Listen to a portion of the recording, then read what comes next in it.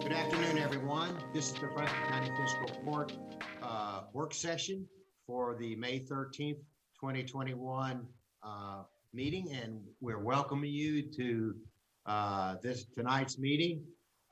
We are going to get started with a very special guest, Reverend Peter Dodema from the Church of Ascension, to lead us in prayer. Reverend, welcome, and we love your background with the beautiful trees and the great weather outside. So welcome and lead us in prayer today. Thank you for being here. Thank you, Judge. Here's a prayer from our prayer book for local government. Almighty God, our Heavenly Father, send down upon those who hold office in this county the spirit of wisdom, charity, and justice, that with steadfast purpose they may faithfully serve in their offices to promote the well-being of all people.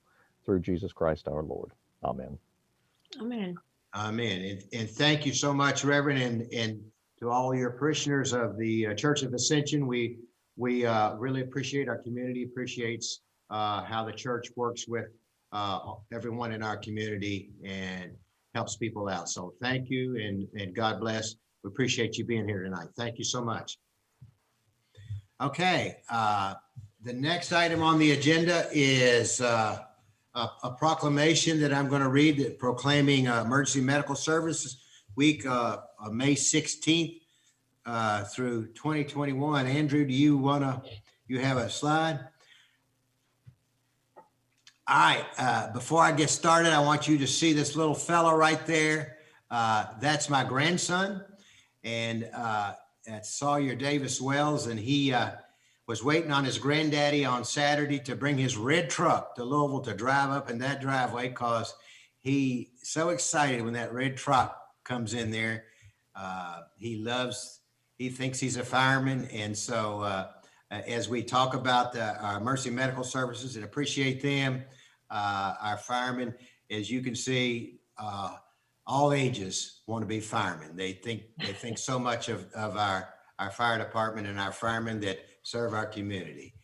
So with that being said, whereas emergency medical services will be recognized throughout the Commonwealth of Kentucky during the week of May 16th through the 22nd, 2021, and whereas emergency medical services are vital public service, and whereas the members of emergency medical services teams are ready to provide life-saving care to those in need 24 hours a day, 7 days a week, 365 days a year.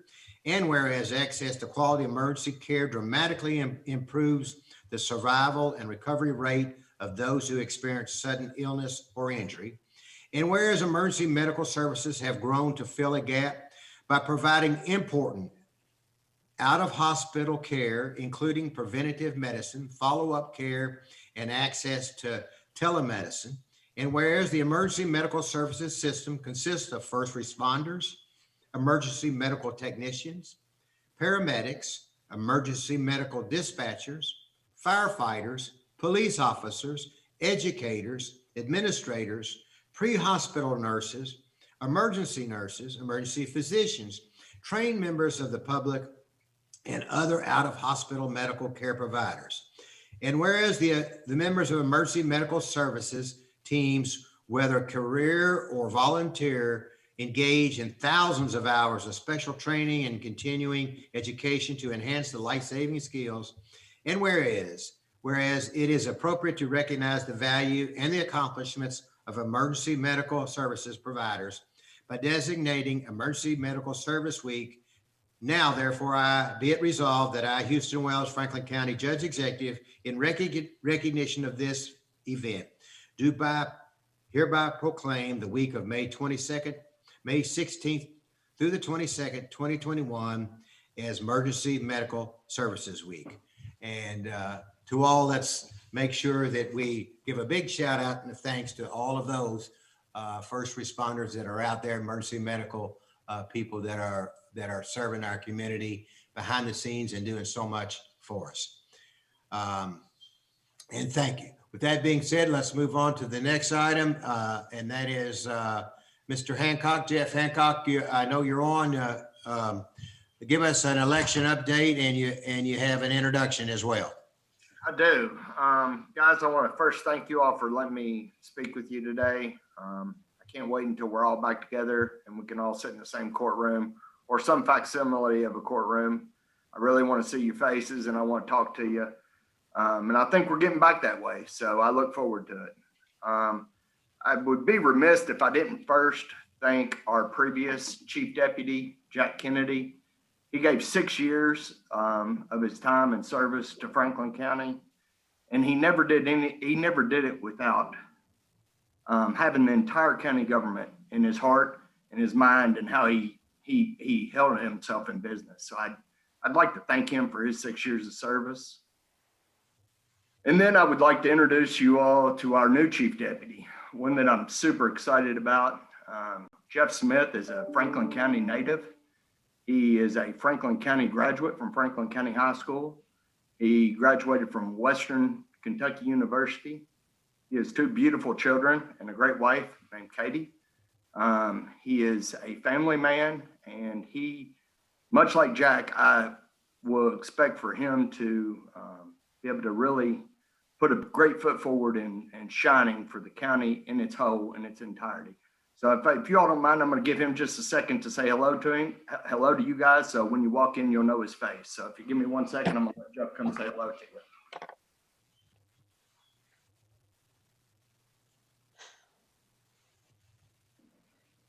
Hello, folks. How are you all today? Hey, Jeff, welcome. Thank you guys so much for having me. I just wanted to say real briefly that I'm excited to join the team and get to know you guys and appreciate your time. And please reach out if you have anything at all that you need.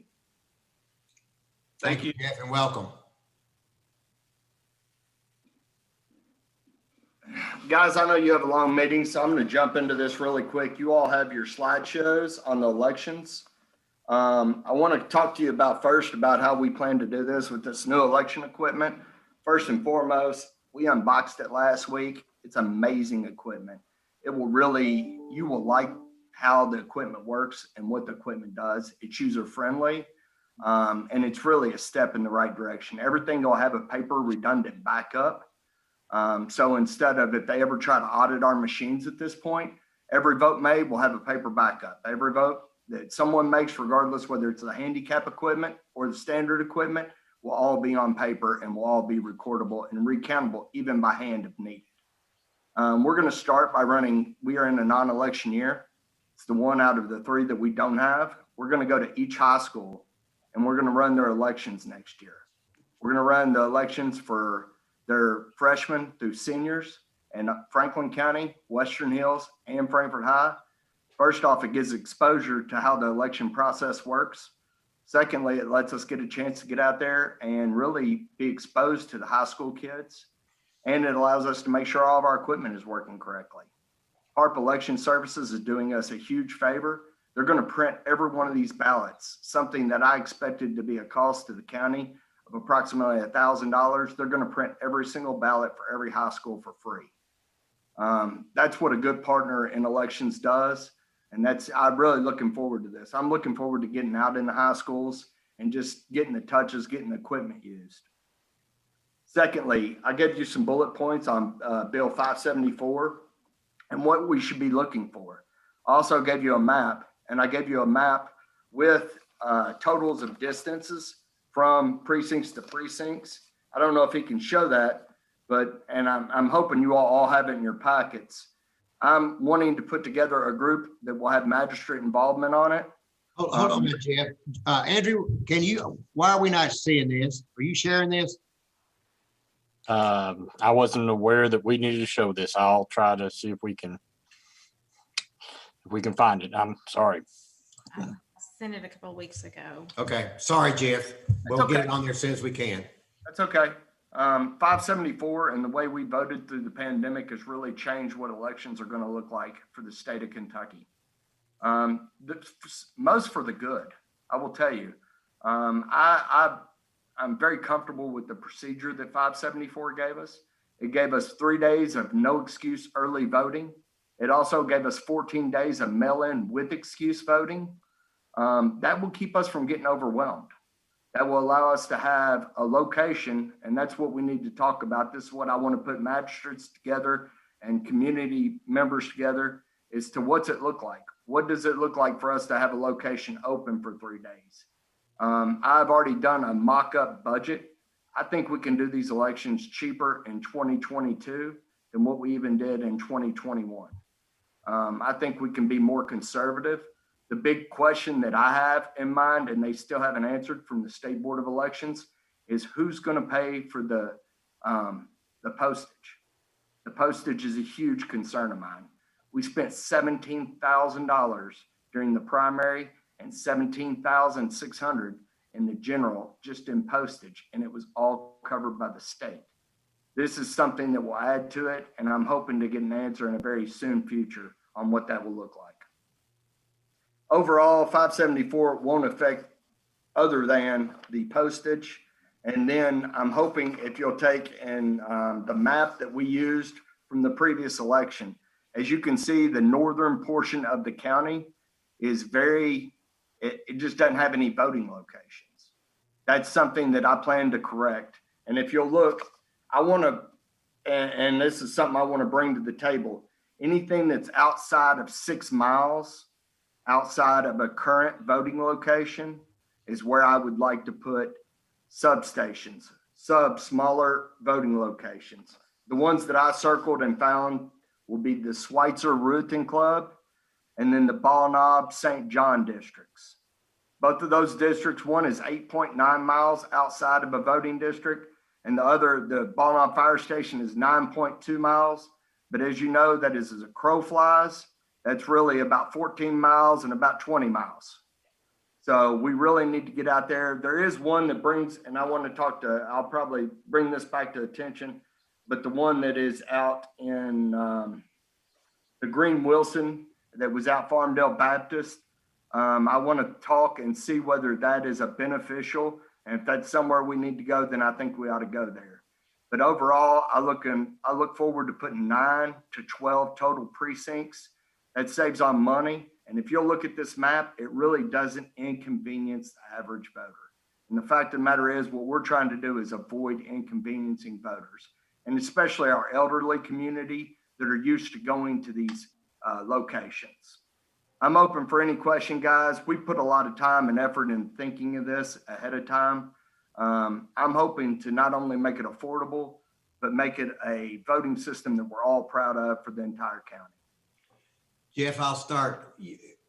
Will you still be able to vote if wherever you vote for anybody, is that still open? Remember last year you could go wherever school you went to, or district or precinct you were in, you could still vote for crossover and vote wherever you needed to do. Judge, we will use what's called small voting centers. They're going to be laid over top of magisterial districts, just like I did in the previous. So you will be able to go to that station for your magisterial district. We will have one voting center downtown that will still allow you to vote for any location. Okay. But part of it's not whether my equipment can handle it. It's the reading at the end of an election night. It's that if people will get very confused if they go over to Western Hills and start seeing votes that are going to Scotty Tracy, which is a magistrate on the east side of town. I want to take down the confusion.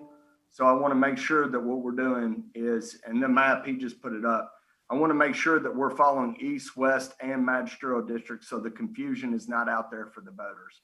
It will take some communication that I will depend on the magistrates to help me get out there to their constituents that they need to go vote at Western Hills or Collins Lane.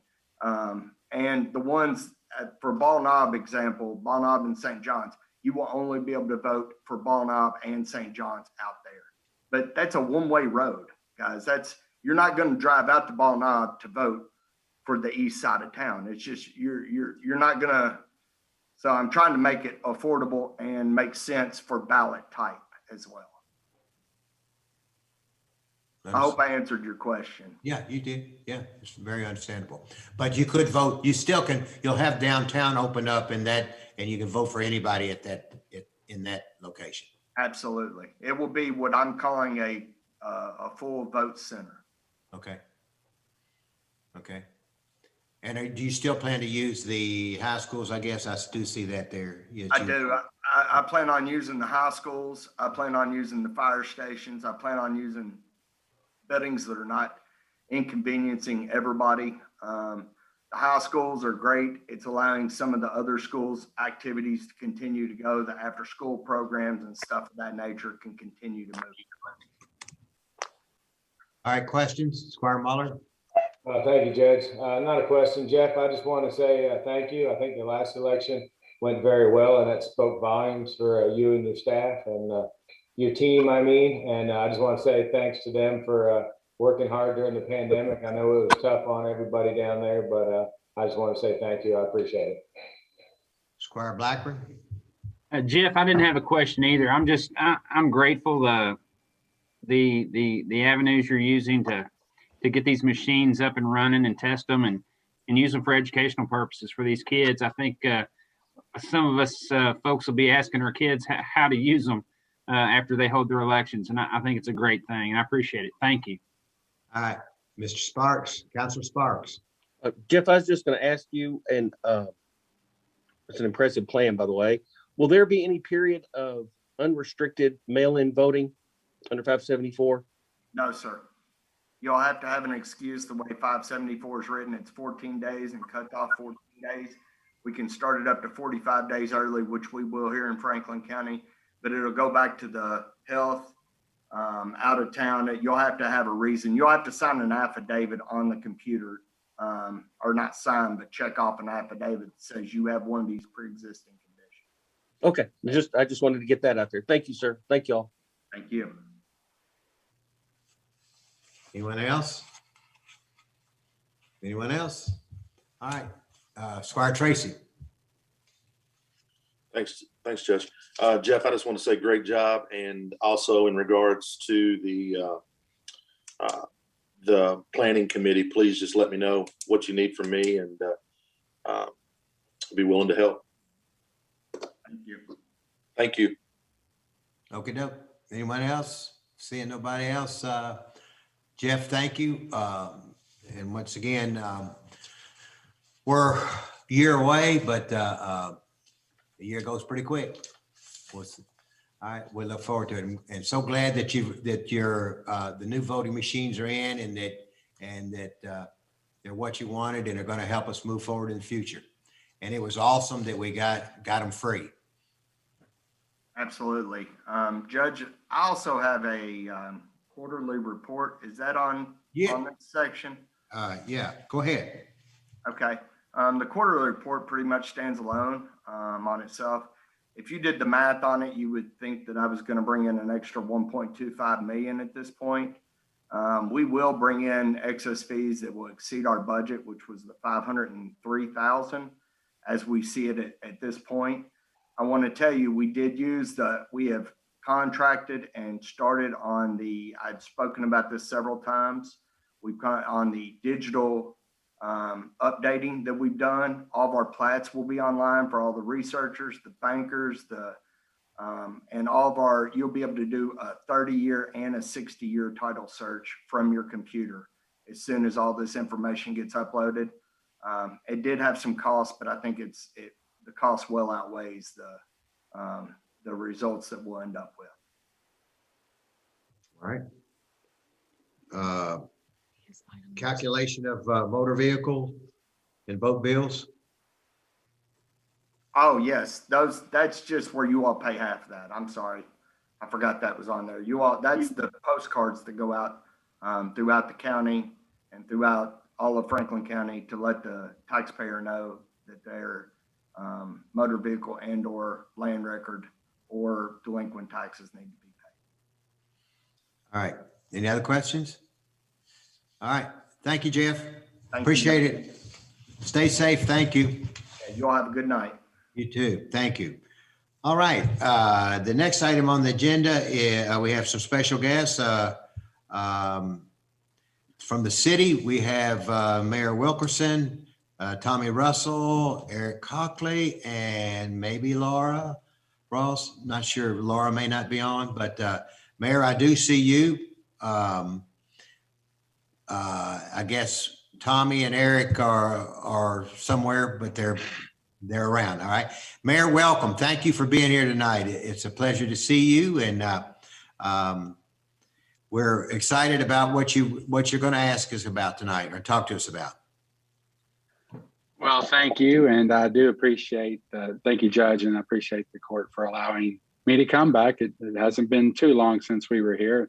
And tonight I wanted to give you an update about where what we've decided since our last presentation on the downtown development agreement, give you a brief overview of that, and also, of course, answer any questions. First, I just want to say how fortunate I am to be in this position. I think, along with all of you all, as elected officials, to be making decisions at this point in Frankfurt's history. I think we should all be super excited, because it's rare that people that sit in our shoes get to make decisions on once in a generational projects, and not just one, but multiple projects. Tonight, I'm here to talk more about the downtown development with parcels B and C, but of course, I know the county is working on another sizable transformational project with Lakeview Park. And I think, and I commend you all for the vision on that and the big picture thinking. I think that's why many of us ran. I do want to say that, either one of these projects, if they were to make it all the way through the process, could be a big win for Frankfurt. But if we happen to get multiple projects completed for Frankfurt, if we look at this as a big picture, I think it's a situation where it's 1 + 1 = 3. So I'm here from the city representing the Board of Commissioners, and I want to say that we're eager to work alongside of the fiscal court to get as much of this done as possible. So I'll answer a few questions, but I just want to say we are here to ask for some support on the parcels B and C with the participation agreement. And I have experts here, of course, to help. But I'll just briefly say, since our last meeting, the Board of Commissioners has agreed to pledge 75% of the new tax revenues generated from the parcels B and C development toward the public infrastructure costs. So that's what we've decided since then. And I'll be happy to answer any other questions about the downtown development agreement before turning it over to Mrs. Ross and others who can answer questions about the participation agreement. Okay. Are there questions before you get into the details? Mayor, we may bring you back in just a few minutes, and we'll let them, we'll let your staff do their presentation, and then we'll call you back. Okay. Thank you, sir. Mm-hmm.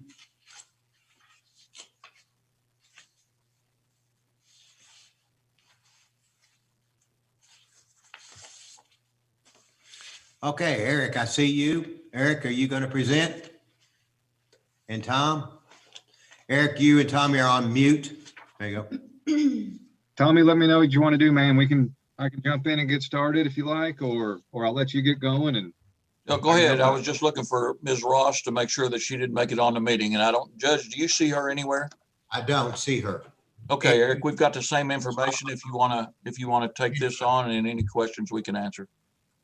Okay. Sure. Well, just to ditto what Mayor Wilkerson said, I'm I'm happy to be both back here. I'm always happy to come back and visit my fiscal court family, and would also repeat that this is an exciting time to be working on all the stuff that we're all collectively working on. So excited to chat with you all. I shared some information with Tamber and the judge yesterday that I think she forwarded to you all, some of which is recapping of that development agreement, which the mayor and Tommy and Laura came and spoke with you all a few weeks ago. And I can just hit the points. This was just to sort of remind us for our conversation today about the basics of how that's going to work. As I think we've discussed a lot of times, the basic public infrastructure that we're trying to find a way to fund and repay ourselves for to make the project go are first of all, the transit center and parking structure associated with that.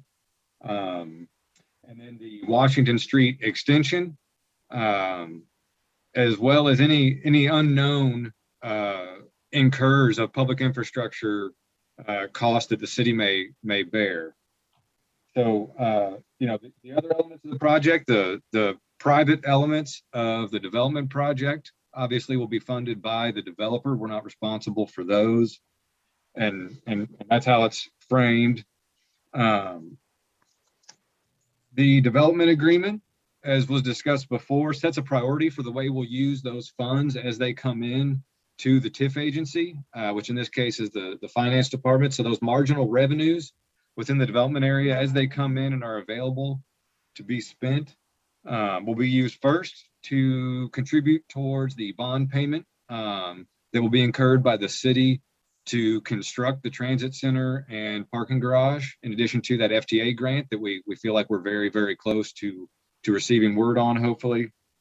The second priority for those funds, as they may be available, will be those other miscellaneous incurred costs that we may have that can't be, the bond funds can't be used for, but may be associated with other work the city has to do.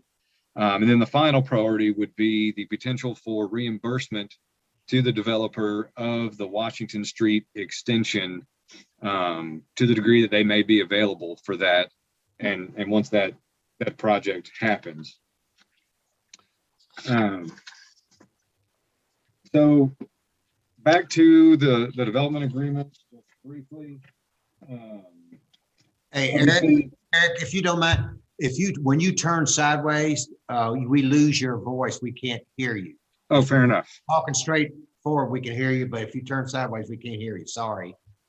Sure, will do. As I mentioned, the transit center parking garage project will be financed in addition to the grant with city bonding. So that is the city's responsibility. We will not be asking the county or any other taxing district to take on the liability of that debt issuance. And the financing and construction of the Washington Street up until any potential reimbursement via that marginal tax revenue is the developer's responsibility to finance and construct, and then to be reimbursed later with those revenues as they're available. So as I mentioned that about who's responsible, we just wanted to remind the court and the public about sort of the shared financial risk of the project. Obviously, we're here to hopefully ask the county to continue to partner in this project that I think via all of the steps that we've gone through, a lot of this fiscal court, our board of commissioners and previous courts and commissioners have had the vision for 3, 4, 5 years now to go through the long litany of steps to get us to this point. And I think that says great things, as Mayor Wilkerson said, about the vision of our elected officials and understanding how transformational this can be. So as we get to that point, discussing the financial risk of this particular part or lack thereof, I just want to remind folks, when we talk about pledging revenues, we're talking about revenues that aren't current dollars. So these are future dollars if they come to fruition. If the project doesn't generate sufficient marginal tax revenues for us to have those funds to reimburse the Washington Street extension, that doesn't change the responsibility by the developer to construct it. That'll have to happen in order of operation fairly soon after construction of the parking garage, likely before they can get to the private project elements. So it's important to consider that when we talk about the order of operations for the project. Also, once we move forward and that has occurred and the developer moves towards the project and the private project development, it's important when we talk about the development agreement to remember that this is a legal agreement, and that if either party attempts to terminate, there are some avenues legally which can be used if necessary. Of course, we don't expect any of those things happen. I think all parties are in good faith moving forward. So just wanted to mention that. So while we're here today to talk about what level the county may be willing to participate with us, as Mayor Wilkerson referenced, the city earlier this week chose to make a pledge of 75% of our potential future revenue within the TIF development area. What we're hoping is that the county will consider pledging 50% of the county's marginal revenue within that area. We felt like these were reasonable asks. The city's obviously taken the risk with the parking garage, and we're accepting the FTA grant. We very much hope so, to help us spread the cost around. We think these are ways that we can generate sufficient revenue to have a likelihood of fulfilling our pledges per the development agreement, which is at this point what the participation agreement is really all about, is taking that development agreement and finding a way to project into the future that we can live up to what we said we would do. The library, health, and other taxing districts, at this point, we're hoping to not have to ask to participate with their revenues so that they can enjoy some of these future revenues as they come in. As you all know, one of the big winners in this from day one is the Frankfort Independent School District. They per statute cannot participate. So any new revenue that comes in via the project, they will get to enjoy from day one. So big winner there.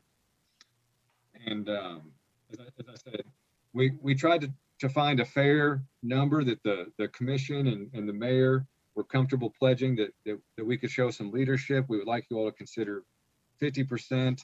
And once again, that's new marginal generated revenue, and would allow you to keep some benefit immediately from those as they came.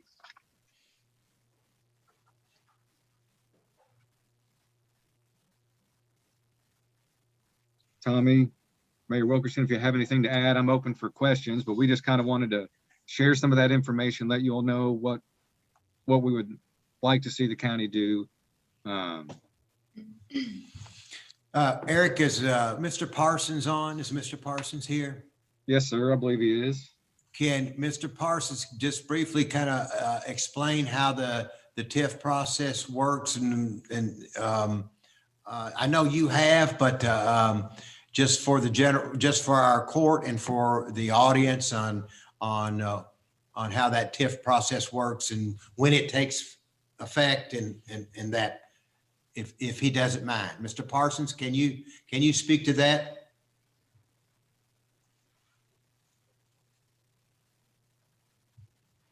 Maybe he's not on. Okay. I'm sorry, I was muted. I am on. So, okay.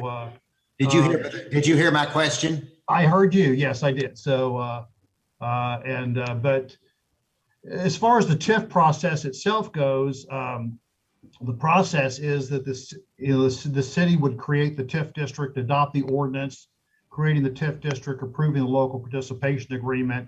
If the county chose to participate, it would adopt an ordinance simply agreeing to be a party to the local participation agreement. After that process, after the TIF district is created, then the process for activation would really be the city working with the developer and determining what is the appropriate activation date for the pledge of revenues. In this case, the activation date must be no later than 4 years from the date the TIF district was created, but it can be less than that.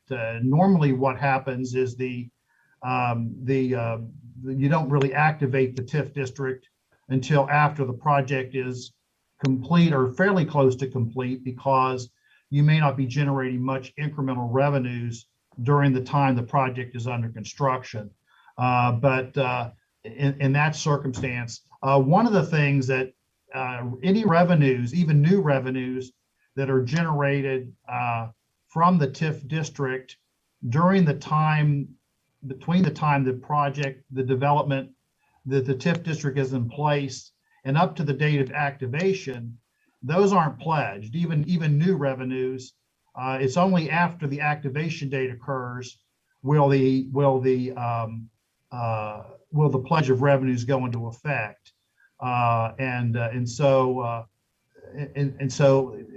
for instance, if there's construction payroll and some things like that that are occurring before the activation of the TIF district occurs, those will still be to the benefit of 100% to the benefit of the city and county relative to that. When we do activate, we would prior to activation, and probably I think the documents provide for this, there would need to be the old revenues would need to be certified between the city and county so that you know what that baseline number is, so that when you do activate the TIF district, everybody's in agreement as to what the old revenue calculation is for computing the amount of increment that's due. Once the activation occurs, and it's better probably to start at the beginning of a calendar quarter or at least a calendar year, then the first payment of incremental taxes would be due a year after that, because you would basically calculate your increment for the year, and then the following year they would be due for that past year and then that would go on for the 20-year term of the TIF district. I don't know if that answered the question, but I'll be glad to go over that with you. So. Okay, if you would stay on, and let's see if the managers have any questions for you on specific to the TIF, and then we'll go to the mayor and Eric and Tommy. Okay, Squire Blackburn, sorry. Yes, sir. Mr. Parsons, does the developer plan on going to the state and asking for a TIF as well? Yes, it is the plan after the documents, after the city and county have acted to approve the local participation agreement. We do anticipate filing an application to the state, and that would either be a mixed use program or an ad valorem tax program. We would determine what the best avenue would be relative to that. You say we, the city and the county, or the developer? Whoever wants. It's basically probably more than the city. We're working with the developer, but however, I'm not involved with who's participating in those decisions, but ultimately it's the city has to be the applicant for the TIF incentive. So it'd be usually the city working with the developer. Now, to the extent county participation is involved, that's up to you all working out how you want to handle that. But the plan is to certainly have state participation in this program. Right now, it's my understanding that the projections that we've seen will be from Commonwealth Economics, and I know the state, they're going to require another study to be done before they dig deeper into it. It'll be independent. I just feel like the state really is going to do a really good job of crunching the numbers, and with us, we're a little more in the dark about those projections. The concept of net new, it befuddles everybody from the applicant to the businesses all the way to the local folks. And I've spoken to a lot of people. I've spoken to the people that wrote the legislation here in Kentucky. I've spoken to the governor's office of analysis and budget and economic development and finance, and I've tried to really become a student and understand this. So I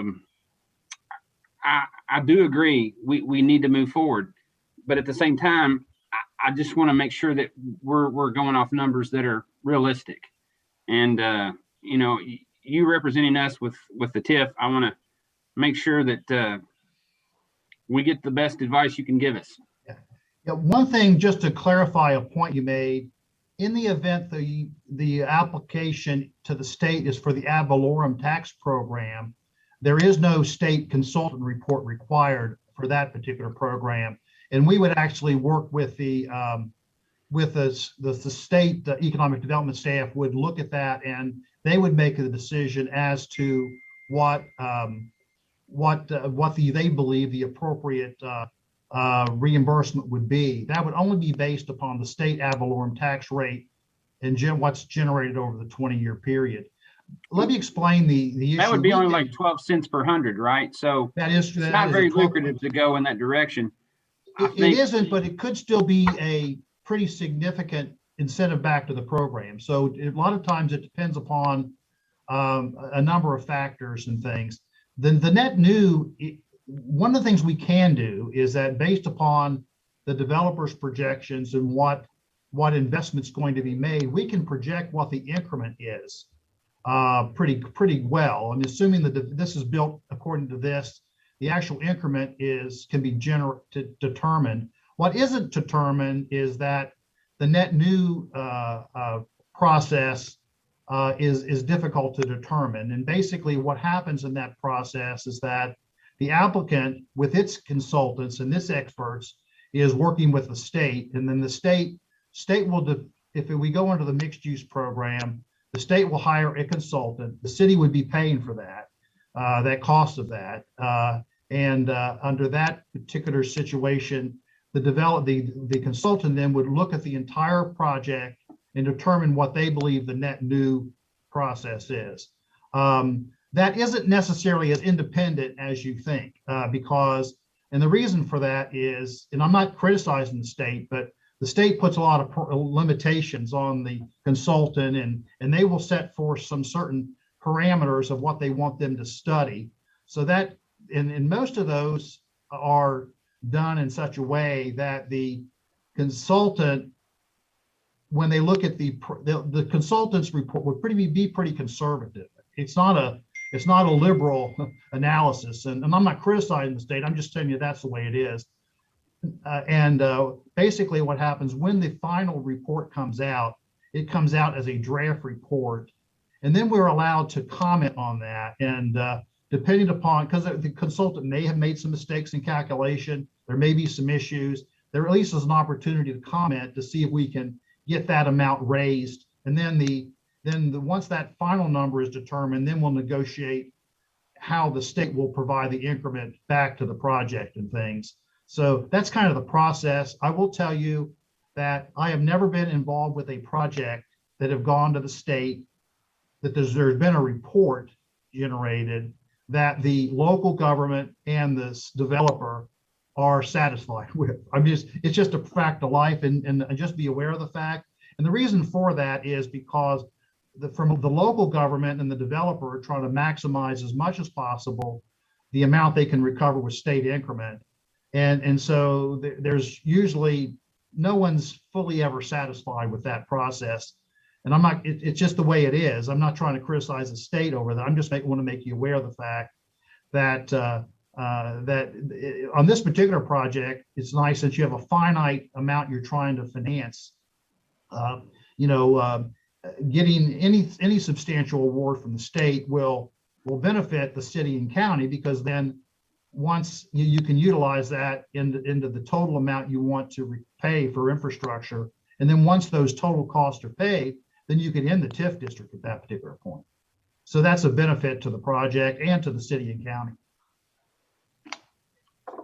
Yeah, my main thoughts right now are, we're being asked to pledge a percentage of a incremental tax, and I've looked at probably every one of them that have happened in the last several years in Kentucky, and the fact of the matter is none of them have fully met the projections of the studies, the economic studies that have been done. And we're going to use the study, the first study, to base our numbers on for our projection. Is that a number that can change when the second study is done and the TIF agreement is written? the first study is based upon the amount of, is really more the study you have for Commonwealth economics. It's basically a study of the increment that will be generated from the project and the overall economic impact of the project. The state's consultant report is really determined. I don't think you'll find that even those other projects where the state study is occurred, I think the increment that's being generated is usually pretty consistent with what was originally said, as long as a project is built. So the amount of increment was going to be there. The issue is we're not really able to determine very accurately how much the state will determine will be net new, because it's the net new number that determines the state reimbursement back to the project. And so, give you an example. Say the state just says that there's $3 million of net new from this particular project. There will be no issues with recovering that, because even if the project generates significantly less than the increment projected in Commonwealth Economics report, it will still generate much more than that net new number. So see, once the net new is determined, say it's $3 million, then the state pledge back to the project will be a percentage of the increment, not a percentage of the net new. Right. And so what they will do is they can legally pledge under the mixed use program, they can legally pledge 80% of the increment back to the project. What they normally will do now under the newer programs they've been determining, they will usually determine the percentage they're going to give each year based upon, they'll look at the total increment we say will generate, and they'll look at the 20-year term of their TIF agreement, and they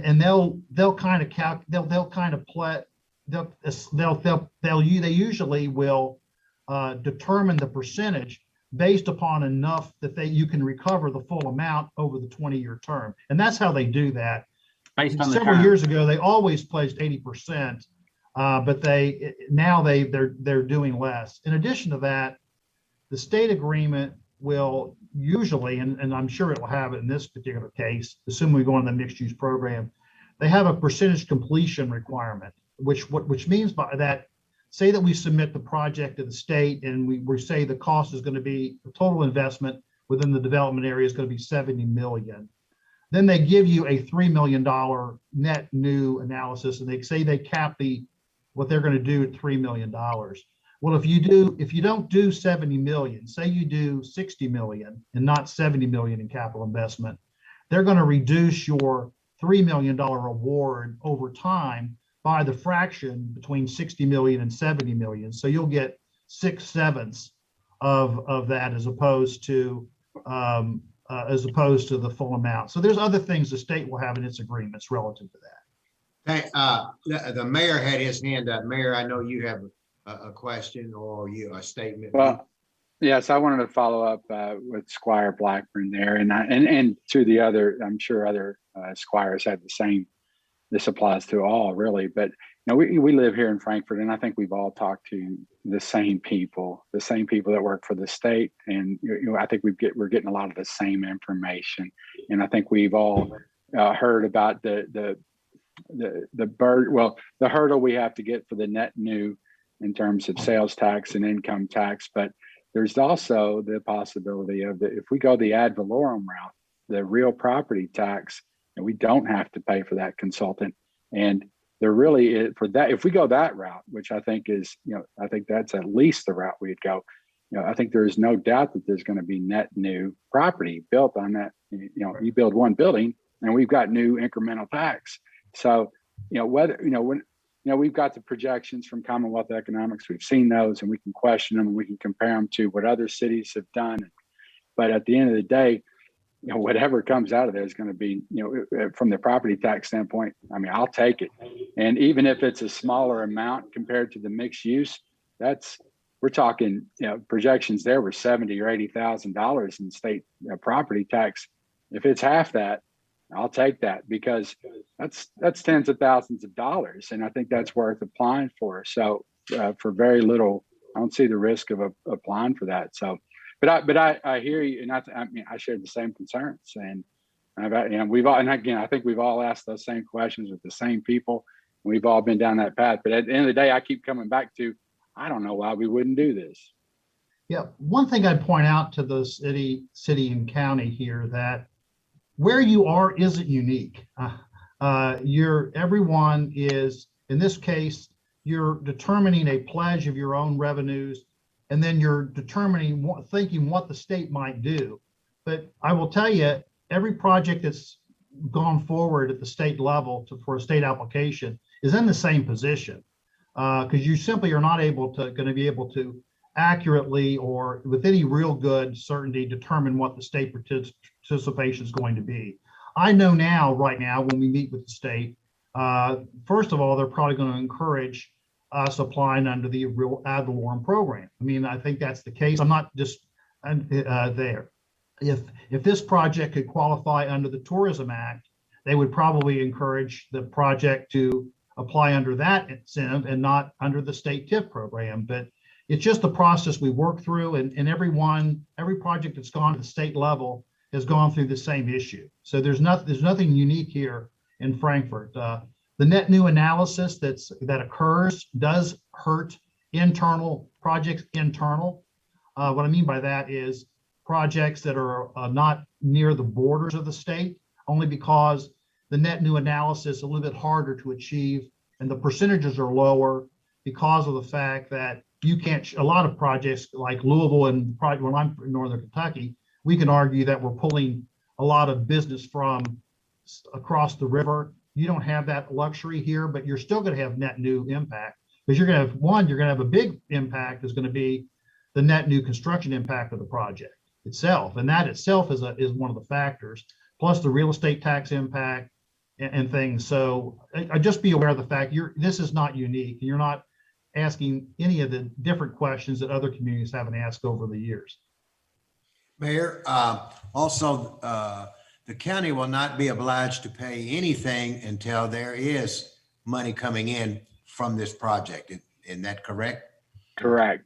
So if nothing gets built on that property, then you don't have to pledge anything. If we ask for 50% and that's what you pledge, you get 50% of zero is zero. So if only one building gets built and new incrementals is $30,000, you go pledge 50% of that, $15,000. So it's only anything that gets generated.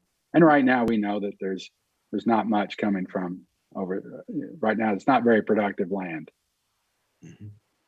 Squire Muller. Thank you, Judge. Hey, how you doing, Mayor? Good doing well. You guys good to see you. Sorry, things have been a little crazy. Question: do you all have a current map of the TIF district available? Because I know it seems like it's kind of gone back and forth a little bit. I was just curious if that's been updated. I don't know if we can show it. We could probably show it tonight. It should be on. It hasn't changed since the development plan hearing, so it's been so just be aware of that. It hasn't changed, and the documents we sent with the local participation agreement does have the current legal description and map that we're utilizing. Okay, thank you. Any other questions? Any other questions? Squire Blackburn. I agree totally on the ad valorem. I know it's not generating anything right now. So anything forward is great. I do have a question. It's neither a concern nor a criticism. I know the state is going to determine their net new at the local level. Net new to us is something moving out of Anderson County to Franklin County. But at the same time, will we have transfer within the county, and how are we going to track that administratively? I don't know if that's going to be an extra burden on the tax administrator or the treasurer, or I'm just trying to wrap my head around that as well. Eric, Mr. Parsons, one of you all want to answer that? That did come up during the last discussion, I think, before the court, when we were talking about the development agreement. We did not specifically prohibit the transfer issue. We can take a look at that with the city to if that's a major issue, that any existing jobs within Fayette County, I'm not Fayette County, excuse Franklin or the city transferring in, whether that's, we can look at that to see if we can exclude that. We legally can, but I'll take a look at that. And then it will be up to the administrator to handle how that's done. So. Yeah, so remember that if a job comes from the county into the city, we're still going to get half of the occupational tax, and that's 0.95. We get 1 anyway. So we're not losing that much if it's transferred in from the county into the city. So we can look at how that could be structured just so that you're not losing these transfer payments. The net new concept is a little bit different from our local governments a lot of times, only because, you know, it's really hard to show that, you know, unless you have most of the time, if a job moves from one location to another, it doesn't take that much time to refill that, so you're not literally losing anything, especially if it's, you know, where more happens more than like anything else is where you're building a nice new project on the outskirts of town where you have a lot of economic and there's a lot of pressure for moving out of the downtown. You don't have that much where you're moving from out in, I can tell you, because of, if that was the case and your downtown was where everything was happening, you probably wouldn't be needing the TIF district anyway. I'm just saying, as a practical matter, I don't think you're going to see too many examples where businesses from outside along your highways and stuff like that are moving into the downtown. It just isn't happening. Okay. Thank you. You've clarified a lot for me. I appreciate it. Okay. Any other questions? Squire Sebastian. Thank you, Judge. And I'll just toss this out. It seems that we have several folks on here who, and somebody can field this. This will be fielder's choice. I think from looking at this, what the developer is agreeing to in the master development agreement, it just seems incredibly vague. I think there's some language in there that talks about generally constructed in accordance with the project vision, and then it shows the map with some colored boxes on it. So I'm just not sure what that necessarily means. And I know in regard to looking at that master development agreement, I think the developer is under no obligation to construct anything until the parking garage, which the city has assumed the responsibility for, until that is complete. From what I saw, and I think that was in, let me just look at my note here. It seems like that's in paragraph G on page 8. So I'm just somewhat confused about that, why multiple things aren't going on this property and why the city is stepping out in front and kind of constructing a parking garage that, according to the sealed package for bids, you know, in that document that was put out by the Commonwealth back in 2019, in the span of the 9 pages in it, on at least 5 occasions in that document, there was specific language in there about the construction of the parking garage by the winning bidder. So I'm just a little confused about some of that. So maybe fielder's choice again, somebody could help me with that a little. As far as the development agreement, you are correct. As far as the developers, there is specific obligations on the developer. The developer is required to transfer the title to the property for the garage and give that for no cost. He's required to dedicate the property to for the Washington Street corridor. And he's also required to do the demolition and some site clearance and things. But his actually obligation to construct the project does not occur until after the parking garage is done. And so I think what's happened here, and the city can correct me, I think the city has determined that, you know, this project is important enough, especially with the advent of the potential of the additional funding from the Transit Authority, that it's willing to move forward and do that part of the project, and then with the idea that it could get recovered from the increment. And so it's the city, you're right, the city has taken the risk, but I think the city, from a policy standpoint, has taken the position that they think this project is important enough, they're willing to assume that level of risk to move this thing forward. But the mayor or the city manager can answer more questions about the risk issue and why they're willing to move forward. And I'll step in, Squire Sebastian, and say that, you know, this is, and I know in the agreement it says that the developer would build the parking structure, but the city last year applied for the federal transit grant that would build a transit center, which included the parking structure. So they, in a way, they helped the developer out, no doubt about it. But you know, I guess they had questions on, and I say they, the former administration had questions on whether or not the developer would have built that anyway. It doesn't matter now. We've got this transit center grant pending, and if we get it, we will be building the transit center along with the parking structure. And another way I look at it is, you know, our worst case scenario on this, the risk for us is we build this out, the developer doesn't build anything after that. Now they will concurrently to us building the parking structure, demolish the current YMCA and start the other aspects of the project. But I guess there is the risk that the developer doesn't build anything after that. And then we have a $3 million transit center. And that's the way I look at it. That we do get a transit center out of this $3 million transit center, but then that land is more valuable to someone else. And I just think once that it happens to take care of the parking structure, if that happens, then that unlocks the value of that land for someone else. If not this developer. I guess just to follow up that, has the city now taken on this obligation to construct this garage? Is that contingent upon receiving the federal funds?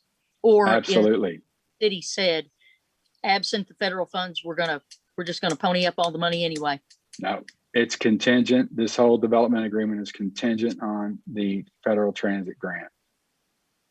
And so, if that does not, that doesn't go through, it's back to square one. Yeah, I think there's some other contingencies too on that relative to the agreement from the state to allow the additional time to build the garage. And there's some other things that still have to be worked out relative to that. But there are some contingencies. So, and it's tied, as the mayor indicated, that is the critical issue is the federal transit dollars coming in, and then the agreement with the state to allow the delay in meeting the requirements. So I think there's some language, and I'm going to have to refer to my note again here about that the city would own and operate the garage. And there's some language in there that it would be operated to support the needs of the project. Again, that gets to some of this very vague language. And so I'm just trying to understand what the nature of that means. And I think I asked this, when Mr. Parsons was with us last time, and I think Solicitor Ross was with us. I believe I did, but I may not have. And so I'm just trying to understand if somebody can put some teeth to that vague language, I would appreciate that. I think the intent is that the parking garage as is built would, one, support the project. And I think there's language in the development agreement that also says, and additional other businesses and other users within the area. So the intent is that it is built for the project, but then there is certainly the intent that this would provide other parking that might be needed as within the area with up to the capacity of the garage. So. But I think that's where I'm losing it somehow in the vagueness of what does it mean for the project? Does that mean for the apartments that are going there? Does that mean for the shops? Does that mean for the construction laborers? I think that's where I'm kind of having a problem with the vagary of the language. I just want to understand that better. Well, the project is defined in the agreement, in the development agreement, as the development of that, the development area as proposed by the developer. And so I guess the project is, so one, it would support the needs of the project, but it also is intended within the development area to provide additional parking for existing business, things like that, that are already in the area. Okay, I'm still having problems because it seems like I'm in a circular reasoning on it because I don't understand necessarily what that means. So, and that's probably a fault of mine that I'm not understanding exactly what that means. In regard to the support the needs of the project. I think that's the language that I keep coming back to, is to support the needs of the project. So I just wasn't understanding that. And I think the anticipated financing right now, right, is through issuance of bonds. The city plans to take on and issue the bonds, correct? And that's probably something that city manager or the mayor can answer. I just want to make sure I understood it's you all plan to bond, because when I was looking in the response to the RFP, the developer had listed out 4 funding mechanisms, and then certainly I think what their preferred method was redacted out of the document. So other than seeing some bank letters in there that would be supportive of supporting the developer's financing, I didn't really understand nor see, I guess, how that was going to work. So I think the intent here is that the city would issue taxable bonds that would be supported by the full faith and credit of the city, but that also would be supported by the incremental taxes that are pledged from the federal transit grant, the funds from that, from the TIF increment, and from local and the state increment. So that, I think that's the plan, but the development agreement is pretty clear that the city intended to issue debt for the construction of the garage, and it will be responsible for that debt. Yeah, okay. let me make this clear, Mr. Parsons. Let me ask this question because we're, as Squire Sebastian says, we're kind of going in circles. Clearly, the county is not indebted at this point in time. As this parking garage is being built, this transit center is being built, it is not going, none of the TIF monies from the county would be going towards that. Is that correct? It would be going toward the payment of the bond. debt obligation. But only, but it wouldn't until be, it's finished. county would not have any obligation on the debt. Yeah. So the increment would be collected by the city from the county, and the city county increment plus any state increment would be utilized. And it's actually, yes, first utilized. All the increment is first utilized to pay the cost of the parking garage, and then anything else, the developer doesn't get anything until that first obligation is covered. So, but as far as the debt itself goes, the county would have no responsibility to the debt other than the increment that it's pledged to the project. When does that kick in? When the parking garage is complete, or as it's being built? The obligation from the county and the city, as far as the increment goes, will occur once the activation of the TIF agreement is done. As far as so that any county revenues to the TIF would only be in effect after the activation date that we talked about earlier. Now, the city may have, quite frankly, the city, when it issues debt for the parking garage, its obligations to cover that would occur, at least interest obligations, from day one on the debt. So the city would be obligated to pay the debt, even if the increment isn't there, if they issue that as general obligation debt. So that the county would not have any obligation to pay anything until after the TIF district has been activated. Okay. All right. Other questions from anyone? All right. Squire Tracy. Thank you, Judge Wells.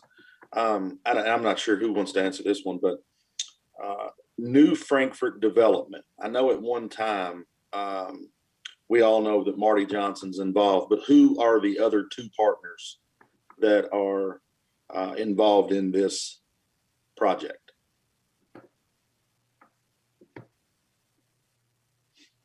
I think with New Frankfort Development, I believe on paper it's Marty Johnson, and I'm sure his wife helps him with that as well.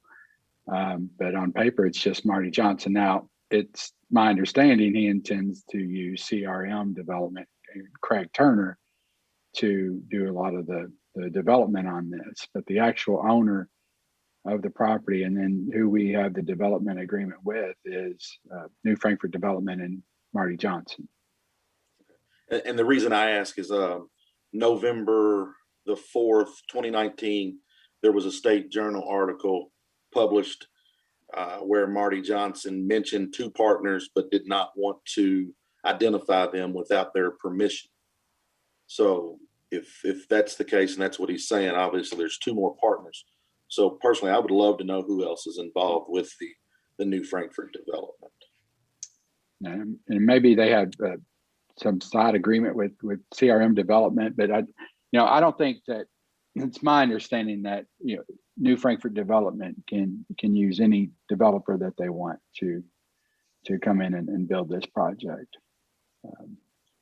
Yeah, there is a reference in the development agreement as to the definition of developer, which is New Frankfurt Development, but there's also a reference to CRM companies within that definition. So the reason that was changed to New Frankfurt Development from some of the earlier drafts is that they're the title holder of the property. We wanted to be sure that the title holder of the property is the one that's conveying title.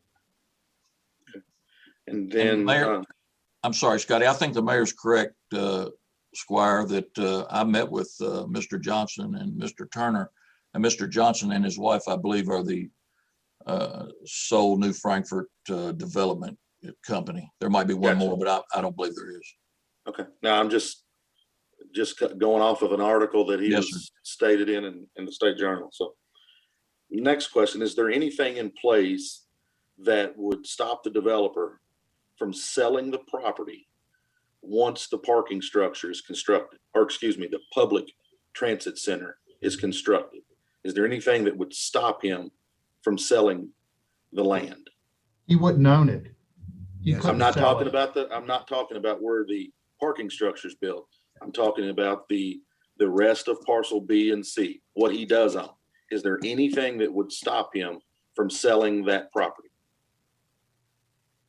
Other than litigation that the city could enter into about breach of this contract, Mr. Parsons, I think that's what we discussed the other day, had a question about also. Yeah, and I would add by that point in time, if we imagine ourselves at the point that construction is finished on the transit center and garage, by then the developer will have additional sunk cost in this. If he's kept up with his portion of the development agreement, he by then should be beginning the Washington Street extension and should have already likely demolished the other structure on parcel C. So at that point, the hope is, the way the development agreement's set up, and Mr. Parsons, you can feel free to disagree with me if I'm misspeaking, but the intent of the development agreement is that at that point at which we're ready for the developer to begin in the investments in the private elements, he already has a sunk cost and his own motivation to do that portion, because dropping and selling at that point, that's a losing proposition for him as well, between possible litigation with us,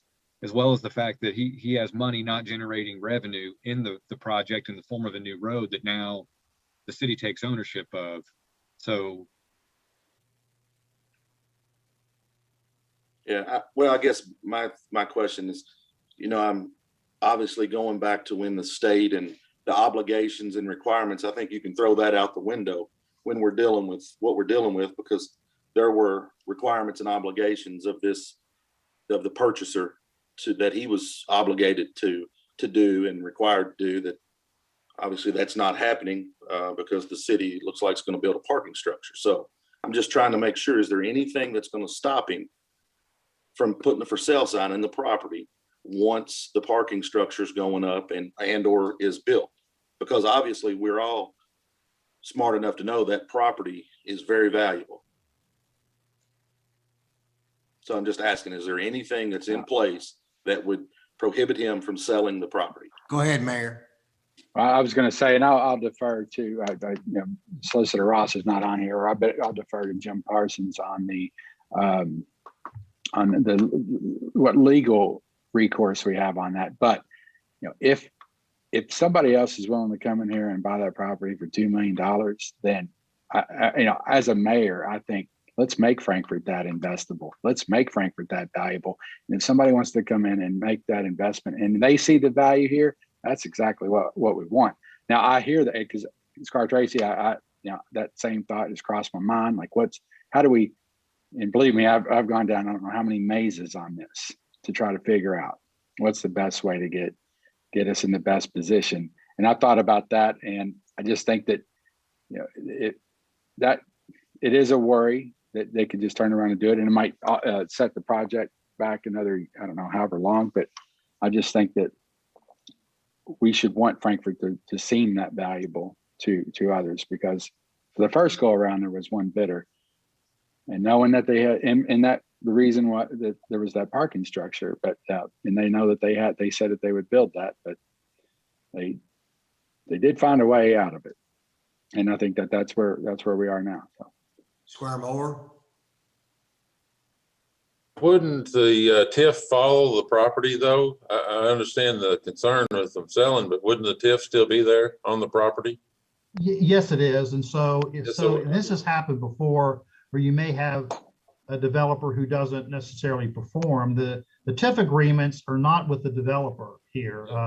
Or when the state, for instance, when the city applies to the state, the agreement on the reimbursement of the TIF incentive goes back to the city, not between the state and the developer. So in this case, if for some reason the developer did not perform or didn't build the project, or elected to transfer his interest to another party, the city could still work with that new owner to develop the project, and then also utilize the state increment. Now we may have to, the project might be a little different, so we may have to get an amendment with the state on the incentive agreement, but it doesn't necessarily mean a project will not occur.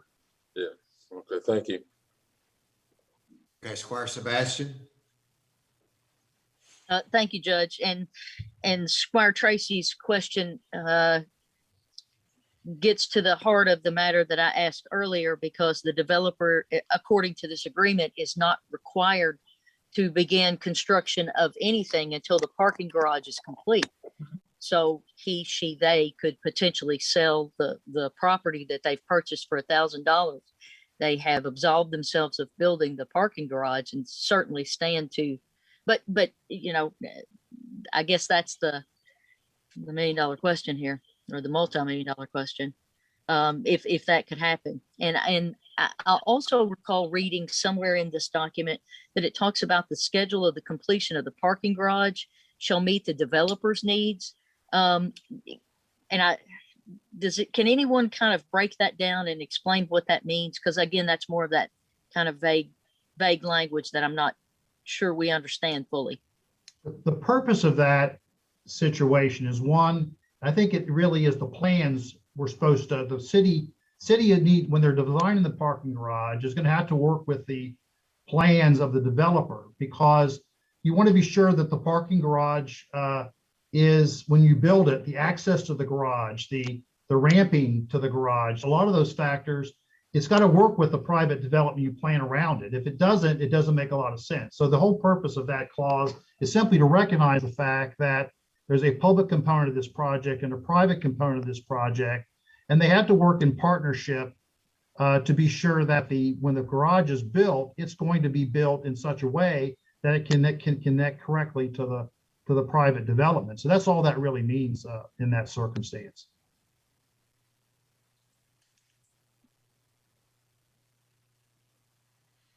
Okay. Any other questions? Squire Tracy.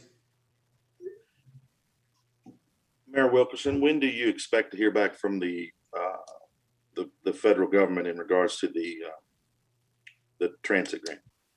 I'll defer to Mr. Russell on this. I think we heard I think we hear periodically in terms of questions that they ask of us in terms of the project, and we just feel like they wouldn't be asking these questions if we weren't getting closer. So when do we? I don't know if we have a final date in mind. Yeah, when we were dealing with the feds in Atlanta, Mayor, you know as well as I know that to get to, I think we answered, I think Rebecca sent their last questions back to them. My days are mixed up, maybe Monday. They had another question, and we've got that into the people in Atlanta to to answer those questions that they had. And then any further questions that they have, we'll get them back and we'll get them turned around just as quick as we can. But I agree with you, Mayor, that we are in the final phases of this federal grant document or request. And if we weren't in line to get this request, then they wouldn't be asking all these questions. So we're on the right track. It's just, I think there's some issues with the Federal Transit Authority having different questions than what we anticipated. So we have got those answered and shipped off to them. Right. Tommy, I know at the last meeting, you had made mention that you all had a meeting scheduled with the hotel group.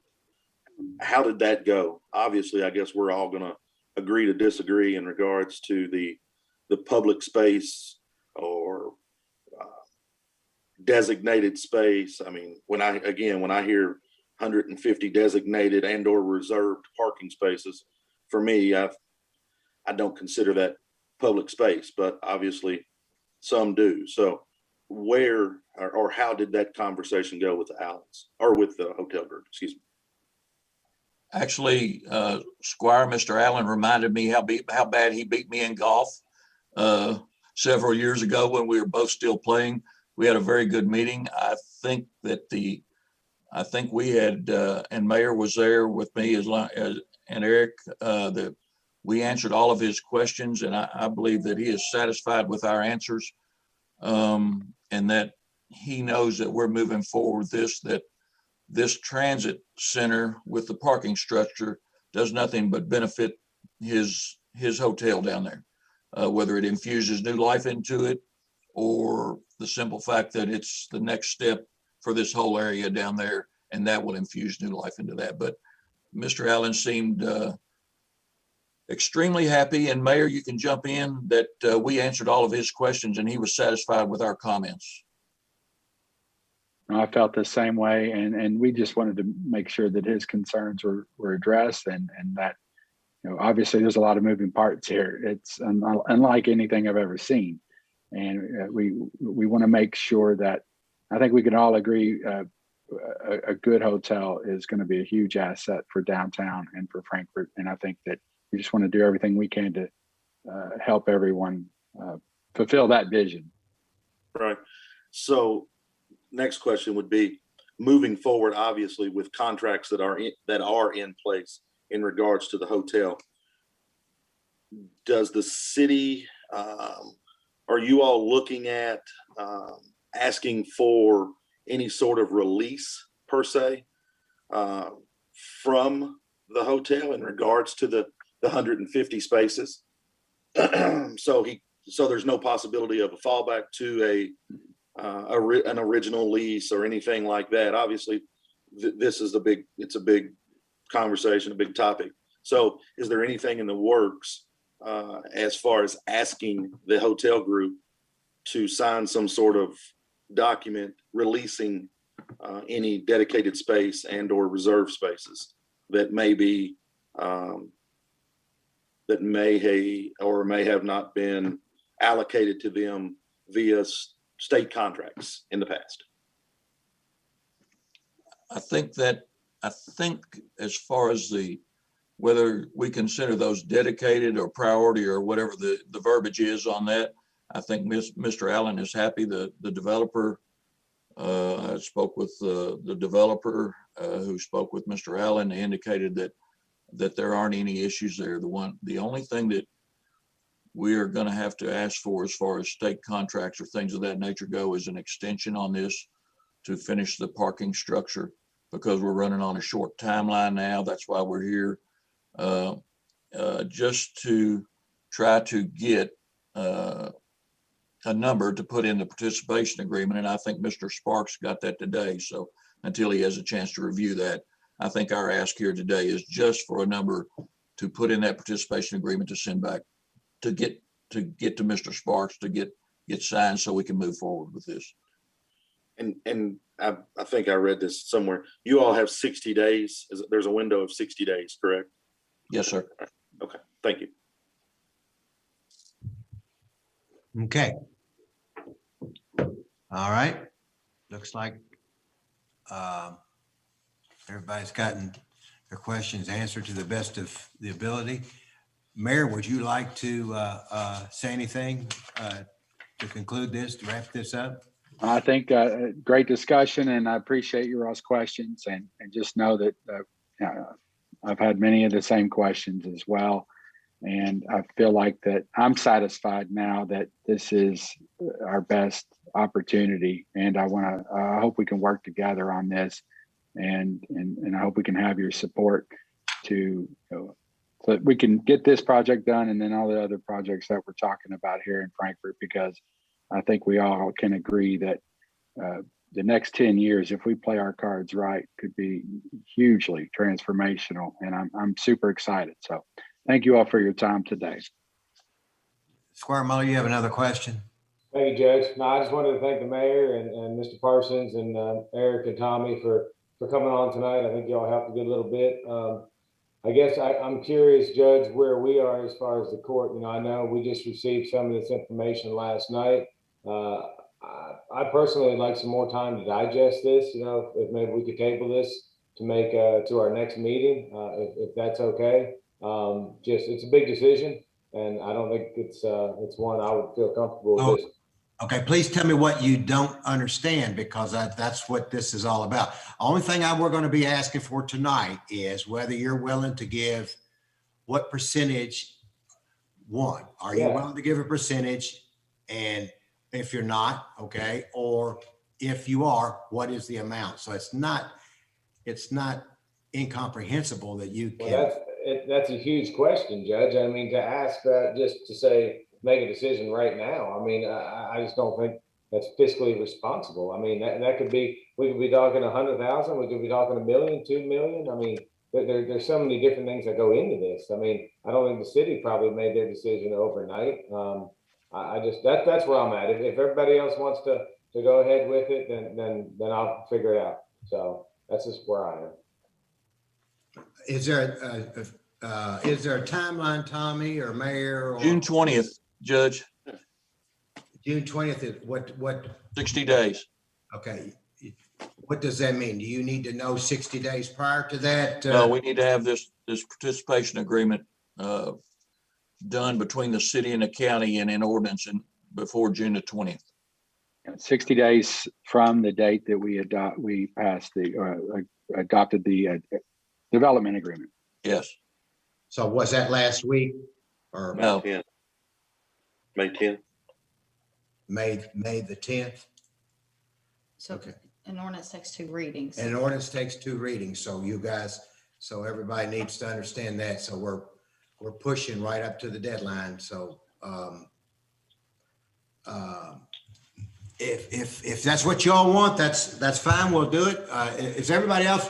Let me go around and Squire Moore. Do you want to wait, or are you ready to make a decision one way or the other and move forward? Well, Judge, I've looked at several of these. We've done several of these over the years, and I don't see any way to lose on it really, because you're not getting anything now because it's all in government hands, and it goes into private ownership, and you're going to get 50% of whatever it makes up from here on. So I'm all for it.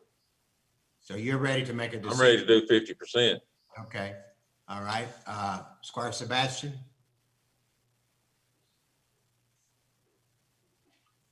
Thank you, Judge. You know, again, we got some of this material last night, and here we are trying to look at it, and certainly in doing so, I think it is important for us to do our due diligence. Obviously, the city's had the benefit of walking hand in hand with the attorney for quite some time, and the county's not had as much of an opportunity to do so and get the information that you all have been privy to. So I feel like it would be important for me to study this just a bit more, because I want to do my due diligence and I want to do what's right for the community. And I think that's where everybody's heart is.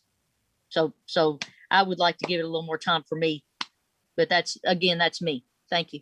What is it that you just got last night that's causing the consternation? I'm not sure, because we sent the package We got out this on. last night. Oh, okay, okay. Yes, okay. sir. We sure did. Okay.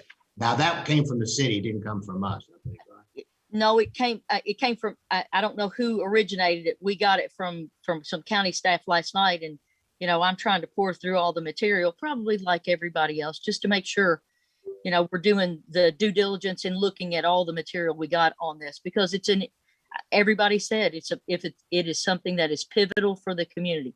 And I think I want to do my due diligence. So thank you. Judge, that is from the city, from us. And it's just an overview of the project to try to help with the information sharing. Okay. So we've got Muller and Sebastian going one thing. Squire Moore wants another. Squire Booth. I think it's very interesting that a timeline has brought the city to our door, because there were several requests for information in the months prior to this. It makes me a little suspicious, and I don't know exactly why. I don't have anything to base that on, except that we tried to get information and we couldn't get it. Now we're asked to make a decision with one meeting. I don't want to do that myself. Squire Blackburn.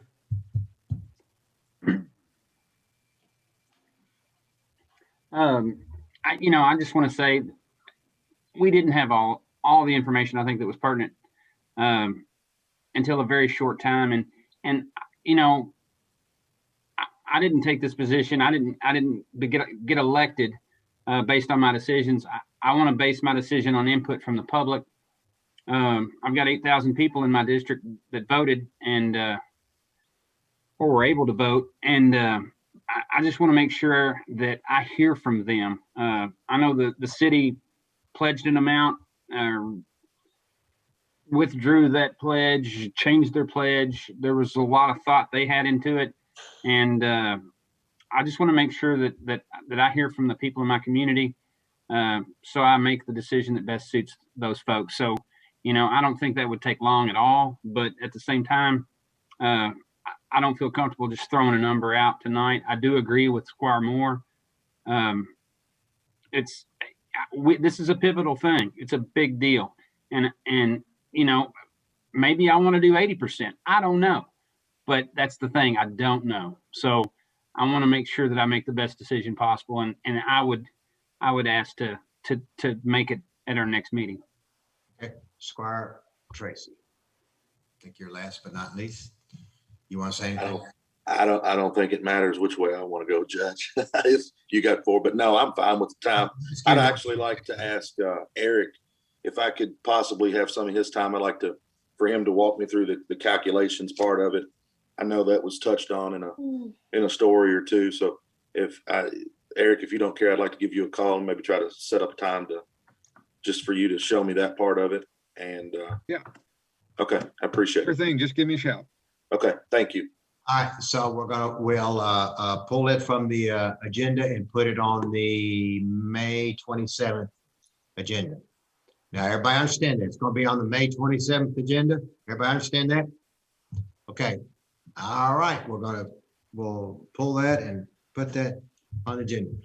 Mayor, thank you. We appreciate you being here tonight, and you're exactly right. This is an opportunity that cities, counties would just really relish to have this kind of golden opportunity to redo their downtown in such a way. So Frankfurt's given a great opportunity, and we'll just see how it goes on the county side in a couple of weeks. Thank you, Mayor, for everything. Mr. Parsons, thank you. Thank you for your knowledge. Eric, thank you for being here tonight. Thank you for informing us. And Mr. Russell, thank you as well for being here tonight. So May 27th, we'll have it right up at the top of the agenda, and we'll have a discussion. I will ask the court in the work session to give me an amount that they're willing to pledge, and then we will move into a voting session later on after the work session and vote on that amount, or vote whether to do it or not at all. Okay? Thank you, guys. So the court, if you'll just stay with me, we've got some other things to start talking about as well. Thanks, everybody that was on for this from the city. The next item on the agenda is authorization for approval of minutes from our regular meeting of April the 23rd. Does anybody have any questions, any discussion on that? The next one is authorization for approval of minutes from our special meeting of April the 28th. Any questions on that one? The next item on the agenda is item 7. We've already gone through the others. Authorization to enter an agreement with the Bluegrass Area Development District, Bluegrass Ad, for land use planning services and technical assistance relating to development. Mr. Hewitt. Welcome, Mr. Hewitt.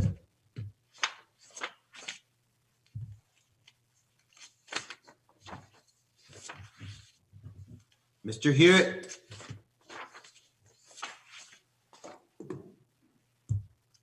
Mr. Hewitt. Do you know where he is? Hold on, we're texting him.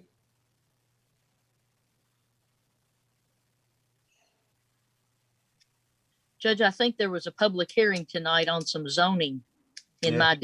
He had Ben to cover that. Okay, well, we'll hold up and we'll wait till he comes back on. We'll go now with authorization to declare property as surplus with disposal of auction for maintenance department, Lakeview Park, road department, jail, and commissary. And I believe we have John and Charlie on to talk about that.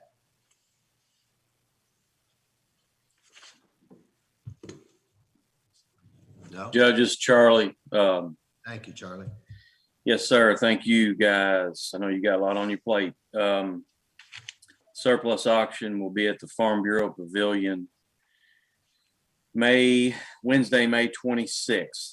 I'm not sure about a time yet, but that's the date that they want to open it up for public auction. I'm sorry, what day did you say that, Charlie? May 26th. May 26th. And will that be at the park? Wednesday at the Farm Bureau Pavilion. Wednesday Farm. 10 a.m. What time? 10 a.m. There you go. 10 a.m. Okay. Yeah, it's on the agenda abstract. Yeah, no, I don't have that in front of me right now to look at. Okay. Okay. Any questions from anybody? Squire Blackburn. Yeah, I noticed here on the jail surplus, they had a van and a mower and a lawnmower jack. Is the canteen able to purchase vehicles and mowing equipment? Yes. Thank you. Okay. That answers that question. That was easy. Jake may want to elaborate if he's online on what they use that for, but the commissary has purchased vehicles and equipment in the past. Okay. Jake, those were purchased in the past. The van's been sitting there for years. I'm not real sure what they used it for. It's inoperable, and I'd like to get it out of here. They do purchase all the mowers. They purchased, I think they reimbursed for the fuel. So they purchased quite a few things, and that money goes back into the general fund, I believe, even though Canteen paid for it. Okay. All right, thanks, Jake. The next item is authorization to approve a professional service agreement for a feasibility study, master plan for Lakeview Park. I'm going to bring Mr. Sparks in on this one. Robert's back online. Robert's back online. Well, let's go on and do this now, and then we'll come back to it. Mr. Sparks and the Park Committee have had a meeting yesterday, and a couple issues were settled, discussed. Charlie, I'll let you start, and then we'll about where we are with it, and we'll go from there. Sure. Thanks, Judge. Yeah, we had a Park Committee meeting yesterday, and there was a couple items that were in addition to the standard flat agreement that were discussed, and I know there were concerns from our county attorney Sparks. I'll let him get into the details of that if he's on board here. I basically just pass it over to him because I know that the park committee voted to put some items back in for some legal consulting services, I believe was the issue discussed. So from there, I guess, right now the agreement started at 185, and I think we're at 202, 202,000 for the contract. And from there, Judge, I guess I'll just pass it over to the committee for everybody's discussion and what they were for and how we want to proceed with presenting it to the court. Okay, Mr. Sparks? Judge, yeah. Well, I didn't know if the committee wanted to discuss with the court what the feasibility plan would entail. I'm prepared to discuss with the court the agreement as proposed. That is the 4-page one that I sent yesterday evening. Some concerns I had about it, some changes that I made on it, et cetera, but I didn't know how you all wanted to address it in terms of the overall master plan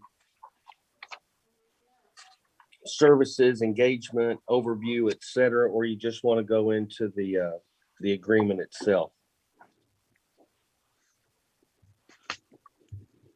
I'm sorry, you asking me a question? I'm sorry. Yeah, yes, sir. You had a whole committee who also vetted out Hitchcock Design, and that's what's really before the courts, whether you're formally going to retain them and what they're going to do. So I defer to the committee if the committee wants to report that to the whole court, or you just want to discuss the document that I sent everybody yesterday. Oh, okay, I'll tell you what, we'll go back and summarize, and then we'll come back to you. Okay. If you don't mind. All right. Okay. So the committee looked at the proposal for from Hitchcock was to analyze inventory and analyze phase during the and review the current program, what the conditions are at the park, determine the community needs, understand the current recreational market area. And then they wanted to connect with the community engagement, and programming, and talking with the public, develop a comprehensive program for the park. And last but not least, a part of it would be the envision part, which would be park planning and design phase. During this phase, they will develop the overall vision of the park, prepare an operational and funding analysis, and create an implementation strategy. For all of that, the analyzed phase was $48,700, a fixed fee. The connect phase was $25,500. The envision phase was $108,000. The total professional service project was $182,200. On top of that, they asked that they would be reimbursed printing, mileage, and courier expenses up to $5,000. That was negotiated down to $3,000 for a total project feasibility study of $185,000. They offered after that additional services and an a la carte optional services. If you've got that in front of you, the project website design, our staff is going to do that. Statistically valid needs assessment, didn't need that. Project social media sites, that was turned down. Additional stakeholder meeting, that was turned down. Additional community input, that was turned down. There was accepted tourism direct spending study for $2,000. Additional park master plan presentation, that was turned down. A 3D rendering of the park, that was turned down. And last but not least, legal consulting was accepted and negotiated down to $15,000. The question in hand with Councilor Sparks and committee yesterday was legal consulting. There's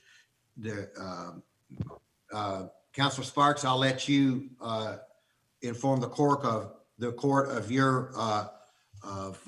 your opinion of legal consulting and why it should not be part of the contract. Thanks, Judge, and thank you, committee. And as the court's aware, you all got a copy of it yesterday. Earlier this week, after I'd met with Mr. Rohrer, et cetera, we went through some and clarified some of the other additional services to understand the contract and the nuances of it.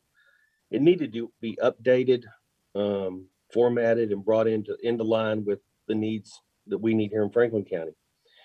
What I told the committee in an attempt to save an additional $15,000 off the bid was that legal consulting services needs to be eliminated and at least deferred. And I had 3 reasons for that. And I still go through and stand by those 3 reasons. Number one, if you look into the nature of the services, and I sent that a copy to you all yesterday about what the definition of that is, that's for creating a supervisory board, commission, et cetera. And as you just heard the judge describe the scope of services, that wouldn't be needed until such time, if at all, as to when the feasibility study is completed and you all selected what you're going to do with it, if at all. So to be budgeting an extra $15,000, as the court's heard on their budget discussions the last 2 weeks or 3 weeks, it strikes me as extremely premature, and it can be eliminated and then allow your needs to be identified in a future date. Second reason is if you look in that section I provided to you yesterday, the way it's presented, and I appreciate the totality of the package, it pre-selects a professional service provider without any other details whatsoever. It's an amount not to exceed, but there's no attached memorandum of agreement. There has been no request for proposals. There's no engagement letter. There's no billing statement, et cetera, on a firm that frankly has never participated nor been involved in Franklin County government. Have no doubt that whatever it is that they would be doing could be important, but it's just simply not needed, not clarified at this point. That's not even enough to justify any contract whatsoever, much less describe a contract. So it's vague and shouldn't be in there. The real confusion about all of this, and it's unfortunate, and I think that there's a misunderstanding from a representation or a statement that was made in the initial proposal, was that outside counsel or legal consulting or professional consulting would be used to assist in the development of funding mechanisms. How did Bailey get outside? Pardon, ma'am? Never Oh, mind. I'm sorry. I was talking to. Okay, go ahead. You're lucky to have one that speaks English.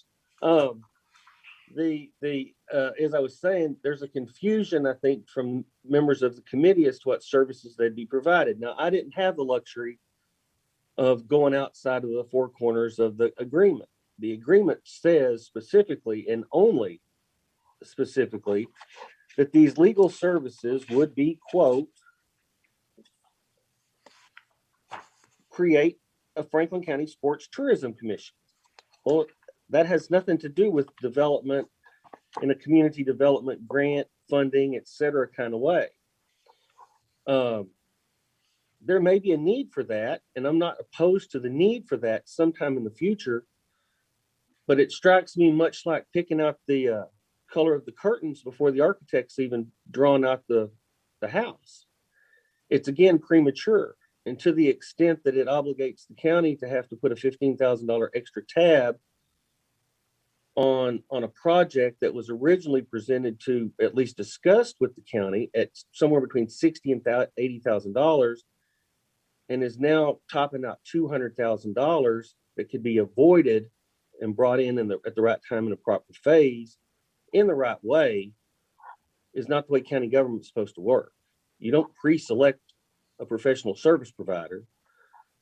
Your lawyer's telling you that you don't need that service right now anyway. It's not enough of an agreement to justify even a binding agreement for a legal relationship with somebody you've never met, nor even discussed, nor sought out an RFP. And I think that there's just a confusion about what that would be. And it's not what the committee kept describing yesterday. About what they wanted was some type of service in the future, some expert or consulting for purposes of finance. That is a worthy goal if it goes that far. That is a potentially worthy need if it goes that far. But right now, this is just a feasibility study. So for that reason, you could save $15,000. It's already almost $200,000. You can take that budgeting amount, use it for something else. And if it comes to the point where the product is presented, and I have no doubt they're going to have an impressive product, I don't mean to shade that off. When it comes time to design it or building it or whatever they recommend, whatever, because you don't know, then at that point, take a look at those kind of things and then bring them back on an as needed basis. Don't muck up your budget right now for something that's completely inappropriate, unnecessary, and it doesn't meet the needs that the committee described.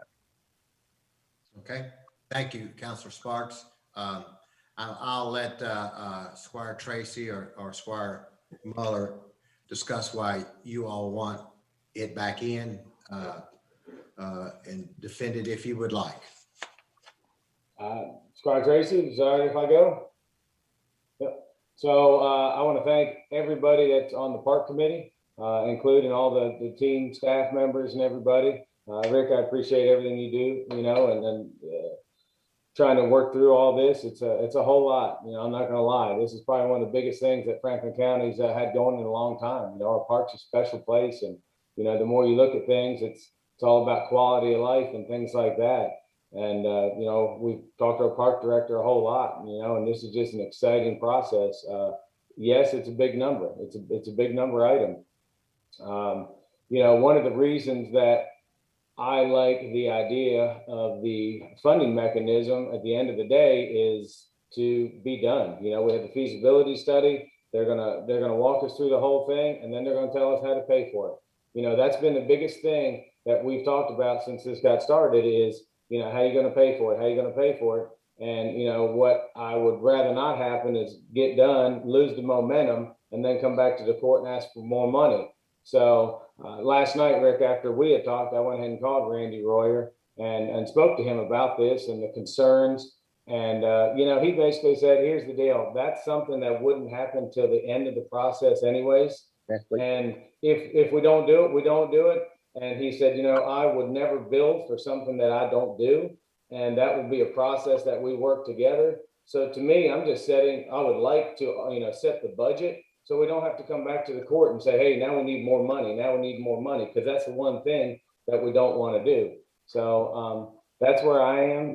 We've worked hard on this, and I think it's exciting for Franklin County and all the citizens. And the court should be proud of this to be able to hopefully build something that in years to come that we're proud of, and that's attracting people to Central Kentucky to use our park and our people that can enjoy it here, our citizens that can enjoy it every day. So I'm happy to answer any questions.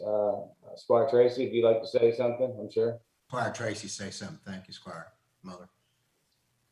Thank you, Judge. Thank you, Squire Muller. I agree with you 100%. The one thing that I've realized through this whole process is the individuals, the people that I talk to are excited, and they're just excited that there's something going on at the park. Yesterday when our park director and our grants writer commented at the end of the meeting, to me, it sounded like they were giddy. They were so excited about about the direction it's going in. Yes, it is a big number. But I think it was said yesterday, you get what you pay for. And, one thing I've been saying from the get-go is why not us? Why not us? And I think it's time. I think our community is, they deserve it. And again, once this study comes back and they found out what the community engagement part is, we'll know what direction we're going in. I mean, it's time. And again, what I just go back and say, why not us? But I'd also like to thank all the firms that put in. They were great firms. And I'd like to thank everyone that was involved in this process, the county attorney, Judge Wells, Charlie, Ann, Squire Muller, everybody. So it's been interesting. Yeah, that's an understatement. I will, on behalf of the third member of the committee, voting member of the committee, I voted against this. I do think we should follow the counselor's request. I'm not, well, first of all, let me say this. I'm shocked, sticker shocked at the price of this study. And I do know that you get what you pay for, but I do know that there are, I don't know why this one is as high as it is. And I base that on the fact that if you, and I know a lot of people have, because I've gotten calls about it, if you look at what the city just went through, the city did exactly this same thing, exactly. They had 9 parks that they did a feasibility study on. The scope, when I told you about the scope, analyzation, the connect, and the envision, exactly almost verbatim, the verbiage in their feasibility study. They got theirs done for $125,000. They had 9 parks. We've got 1 park. Their facilities are a lot bigger than ours when you put them all together. So that's one issue. But I think it is important that we move forward, and I'd be thrilled to be able to move forward.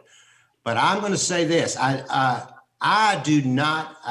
had never heard the phrase sports authority, sports commission until a couple of weeks ago when we were sitting in discussing this contract with the Hitchcock Group, and it was recommended that we do these legal services, and these legal services say sports commission. And I said, what is that? And probably many of you sitting right here tonight, and especially those in the audience, are saying, what is that?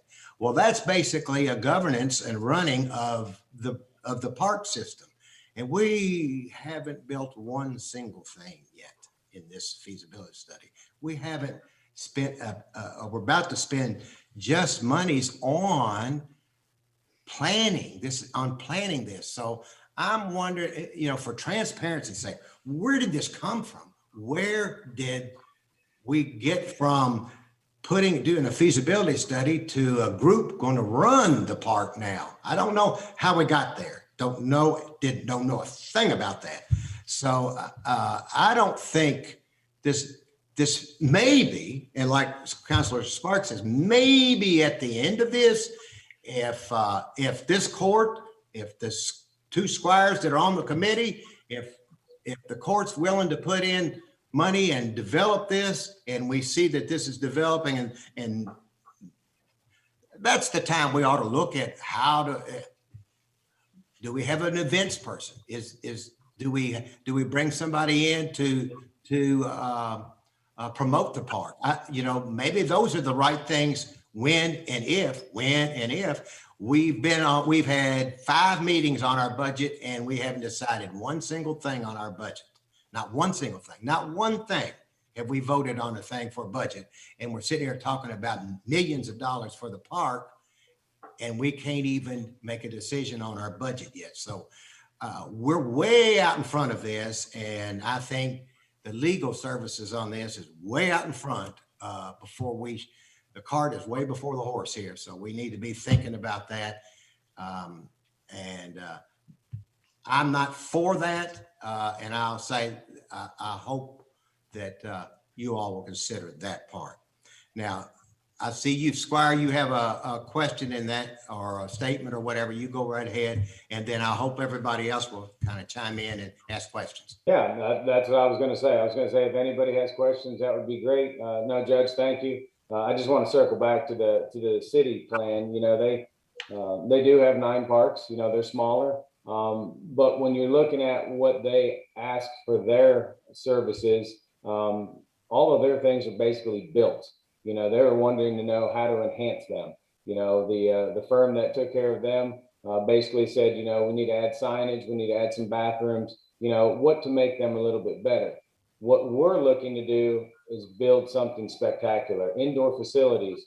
I mean, Judge has talked about tennis courts. I mean, it's not just enhancing what we have, it's literally building a park, you know? So I do think it's not apples to apples as far as, you know, looking at what they did compared to what we did. So I'm excited. I mean, I think it has a huge economic thing for our community that we need more than ever. So if anybody has any questions, I would, you know, love to hear them. Thank you. Squire Booth. You're muted. I'm sorry. It's okay. Thank you for allowing me to speak.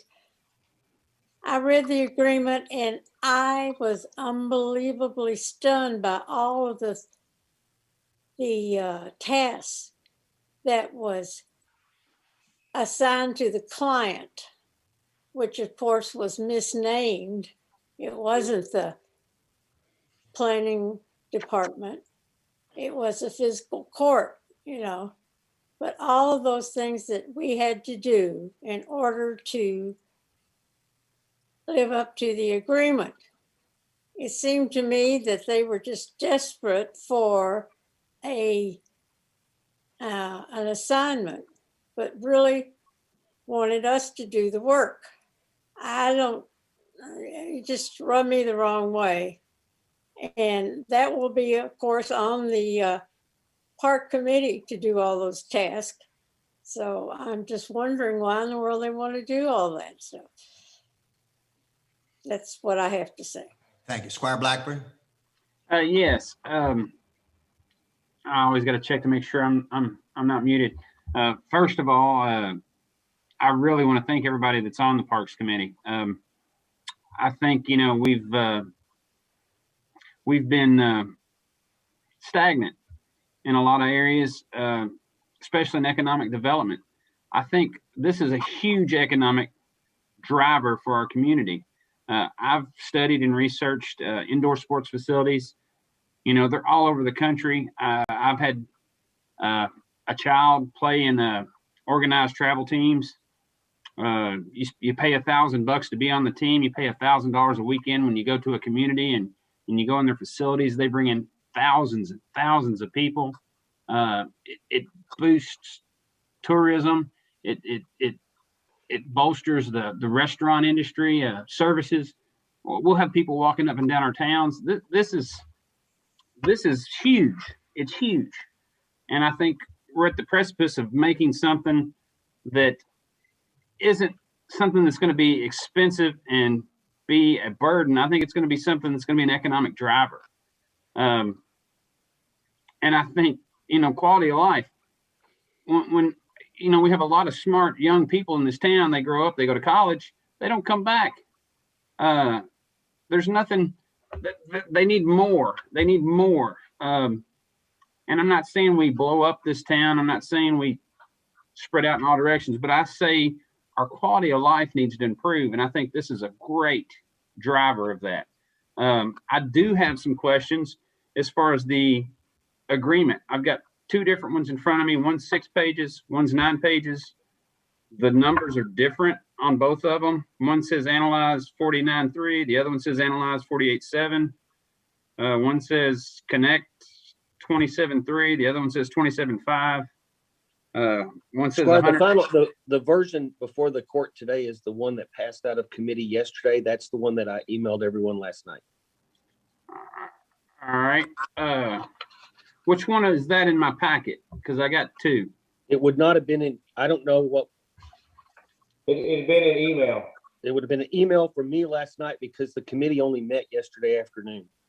Well, I'm in person here at the fiscal court, and I think the deputy judge made me a copy. So I guess it's April 14th, that one? The final one that came out of committee, I trust you all got your emails last night, was the one that I submitted promptly after the meeting yesterday afternoon. Okay. Well, let me go back and look at it because It's the one without the Pam writing. was holding it up, JW. It should have 202,000 at the bottom. Okay. Total professional fees, 202,000. And that also, one of the other things I'd note, and Squire Booth, you're correct. There were some naming errors, et cetera. Those are being cured in this final one, or the one the committee presented last night. Okay. The other item that you have, Squire Blackburn, is the one that actually outlines the additional options that were available. The judge asked that I send that out, so that's why you have a hard copy of that. Thank you so much. A la carte. That's great. Now, say the only difference in the two that we're seeing is the $15,000 for legal consulting professional services. Is that correct? Yes. No. No, well, it didn't. Oh, okay. What is it? What the two between Counselor Sparks and just your two, Rick, in that? The only one that I'm discussing is the one that was presented out of committee yesterday evening. The others were all preliminary and should be disregarded. Gotcha. It should have at the bottom 202,000. Gotcha. Okay. Okay. I'm sorry for the It confusion. should be properly named Franklin County Fiscal Court. There were some internal changes that I corrected relative to notice and approval by the client for different services. It addresses liability and owner of copyright and risk of loss, et cetera. It addresses delinquencies for payment. It addresses now venue jurisdiction being in Franklin County as opposed to up north. The one in question is the one that came yesterday. So, Counselor, I want to make sure. I know. I believe that the deputy judge gave me this one because it had the add-ons that they either considered or didn't consider. Oh yeah, I think that's informational, but the one before Right. the court's the one. Yeah. Okay. Sorry. So what you have, what you don't recommend is that 15,000 legal fees. Is that correct? That's correct. But everything else looks okay legally and all that. Is that correct? Yes, sir. I reported to the committee based on my charge, which is to address the proposal. I noted that I thought that and continues to think it's grossly improper to pre-select a professional service provider without a request for a proposal, to select a law firm when your lawyer's telling you, number one, it's not needed. It might be, but that's not the way we do it. You don't just write out blank checks as a third party. We're not talking a subcontractor here. I changed and noted and tightened up the copyright, had a good discussion with Randy about what the design professionals versus patrons who create documents have, and I didn't think it was appropriate that the county would be an indemnifier for misuse of copyright if they were going to be the copyright owner. Right. Why would we defend anybody else's copyright for documents if they're going to keep Defend the your own copyright? copyright. If they want us to do that, then give us the copyright. Now, I understand design professionals, how they do that. So that wasn't a really bunch of heartburn. So we both agreed that that would be appropriate to remove. Only prior written approval for different things. And I would note here again, y'all, and I don't mean to beat this dead horse, but I'm going to take a couple more hits on it. There is nothing in this agreement that refers to professional services for funding.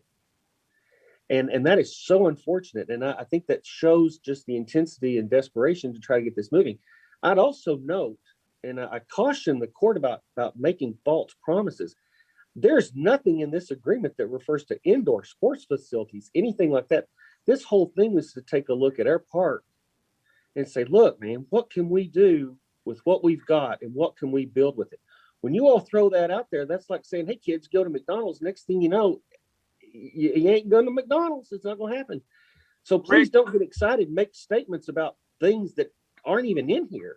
I'm making statements about what the public has come to me. I mean, I've got 8,000 constituents I talk to every day. Please, and I know, I wasn't chastising it. My point is, this is the most open-ended, let's take a look at it and see what we've got, folks, and then come up with a good idea. There is no, except for legal services, pre-direction on how anything's supposed to shake down. So when they're talking about a given facility, that's just something people have been talking about, whatever. Yeah. The feasibility engagement and the project programming would set the precedent for which direction it's going to go. Correct. I mean, I understand your legal counsel on the matter, and I'm not trying to make false promises to the community. I'm just saying, I feel like, I'm pretty tight with the folks in my district and all parts of the county for that matter. And I'm in the school system. I talk to parents, I talk to coaches, I talk to everybody. I kind of know where the community engagement is going to go. When I travel, I stop at parks. I look at how they have kiosks, they have QR codes, they have signs asking input, surveys. This is exciting to me. And I think the community should get excited about it. I don't think we should get excited for one of my other questions I hadn't gotten to was, we got Hitchcock Design Group. Everybody's got plans on the shelves. How many do these people put out plans that get completed or that are feasible for the community? I mean, I have great trust in the park committee. I've got great trust in all of you all. I think you all want to do what's best for our community. So I would assume that they do, but I want to hear it from you guys. Are there plans that they have that they showed you that look how this turned out? I mean, have we talked to the communities that had them do their planning? How did it work out for them? Is there things that they wish they did? Is there things they wish they didn't do? That's where I'm going, because I know this is something the community's crying for and has been for a long time. And Squire, I don't disagree with that. What I just wanted to emphasize was that there is no pre-direction given to Hitchcock in this agreement as to what they should be designing or should be looking for. They've got really great services. They've got really great plans for community engagement, et cetera, that will lead them to what they believe, to make a report as to what they believe is the best and most optimal. And I hope people like us who do use parks, who do things with the kids, et cetera, weigh in as part of this. But I didn't want anybody to think that there was some preordained conclusion one way or the other. That's if that was the case, you wouldn't need a feasibility study. Right. And my issue and concern is not the agreement. My issue and concern is not the agreement as a whole. I want it to move forward, but I want to do it right. And if you can save $15,000 that may never be needed, or we may be able to do it internally. There's no provision in this agreement for any assistance that they're going to provide for funding. That's just not here. And I challenge anyone to show me one line that it says it. That's the misunderstanding, and that's the passion that's being put on the table. And I think Michael and Scotty have reflected that, and the judge as well. They want to move it forward. Nothing should stop it, but you don't want to pay for a contractor for services that you need. And y'all, I'll be damned if I'm going to hire a lawyer that I've got to work with. They're going to work with me, not as a subcontractor for another contractor. That's just not the way things are done. And I'm not recommending to this court to do that. I strongly oppose that. And by the way, you get to save $15,000. So, right. All right. Squire Blackburn, I'd like to kind of back up a little bit and just tell you a little bit of me. So when we got down to the three finalists, I'll be honest, Hitchcock was my number 2. I'm going to be honest. But one of the questions I asked them at the end is, what is your percentage that you build? And they came back at 85+%. To me, that was the winning point. I switched my vote to Hitchcock because of that statement right there. And when I talked to Randy Royer yesterday, they just finished McCracken County. And so anybody who's been paying attention to sports fields around here, Hitchcock Group did that.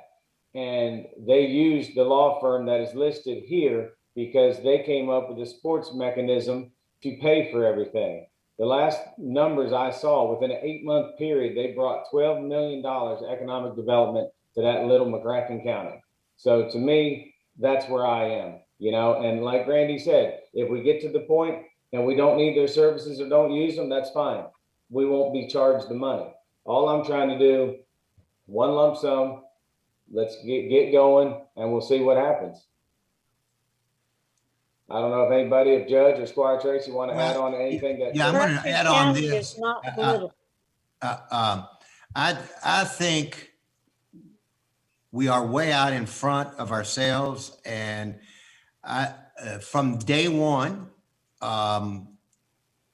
you, Squire Muller, you, Squire Tracy, and myself, and all of us on the park committee said this should be generated by what the people want in our community, and not what you want, Squire Muller, or not what you want, Squire Tracy. And a couple of you had, and I have some ideas. A couple of you wanted to build hotels and convention center there, but everything that we do with this $200,000 feasibility project should be what you want, Squire or Judge. It should be what the people want in this community. And that's why we spent enormous amount of time talking about with the Hitchcock Group and talking with every group. As a matter of fact, what did you do to get people involved, to be engaged in this process of saying what they wanted in the community? So I do not like the idea of getting so far out there. We're going to build an indoor facility, because how do we know that that's what the public wants? How can we say that we're going to build an indoor facility? Let's let the public decide what they want. And the biggest part about that is, how are we going to pay for it? How are we going to raise taxes to pay for it? And was the public better decide on that? Because you could, all of us could say we want a Taj Mahal. That's great. How are we going to pay for it?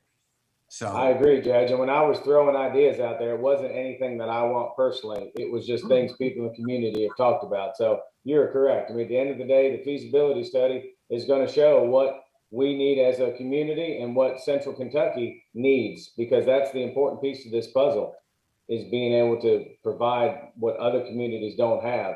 And that's where we turned it into a quote unquote business to help pay for it. Okay. All right. So we're going to come back in on the voting session, and I'm going to ask about the contract and whether there's a motion to remove the $15,000 as part of the legal services. And then if however that goes, then that amount will be in and to approve the feasibility study. Squire Moore? I just have a lot of questions that haven't been answered, really. I don't know what they're going to come back with if we give them $200,000. That's a fifth of what we paid for the property just to tell us what to do with it. I mean, we probably didn't spend much more than that to develop it the way it is now. Are they going to come back and say, close the golf course? It's not making you any money. Build a Taj Mahal there instead? Are they going to they close the skate park? It's not making you any money. It's not about money. It's about what people want. Squire Moore, I think you're absolutely right, and I think there's a fine balance there. I mean, I think you're exactly right. I mean, it's not all about money, but I do think it needs to be looked at. Is if you can have a tournament there on the weekend or something like that, but you're right. Things have changed. Money's changed. I mean, I don't know how many years ago you all bought it, but 2x4 nowadays, before my time, but too. So things are always changing. So I don't know. My concern is as y'all probably know, is the motorsports arena. They're gonna say you gotta do away with that to have a good park. I mean, I just don't know, so. You're right. You're right. A lot of unanswered questions for me. But I'm agreeing with our counselor.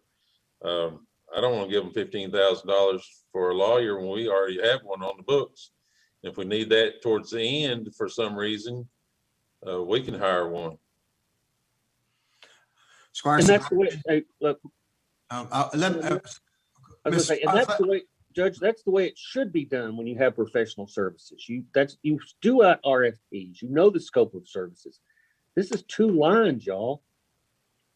Y'all would freak out on me if I came and proposed a contract like that with that limited amount of information. It doesn't do what even you ask it to do.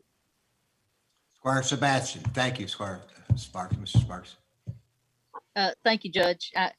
I just want to say I had written a document, a conversation starter document, and it has generated a lot of ideas that have come to me from members of the community, and people are very excited about this concept. They've heard the court talk about it. They've heard through the document that I'd written and gotten some ideas about things like this. So I'm hearing lots of positive things.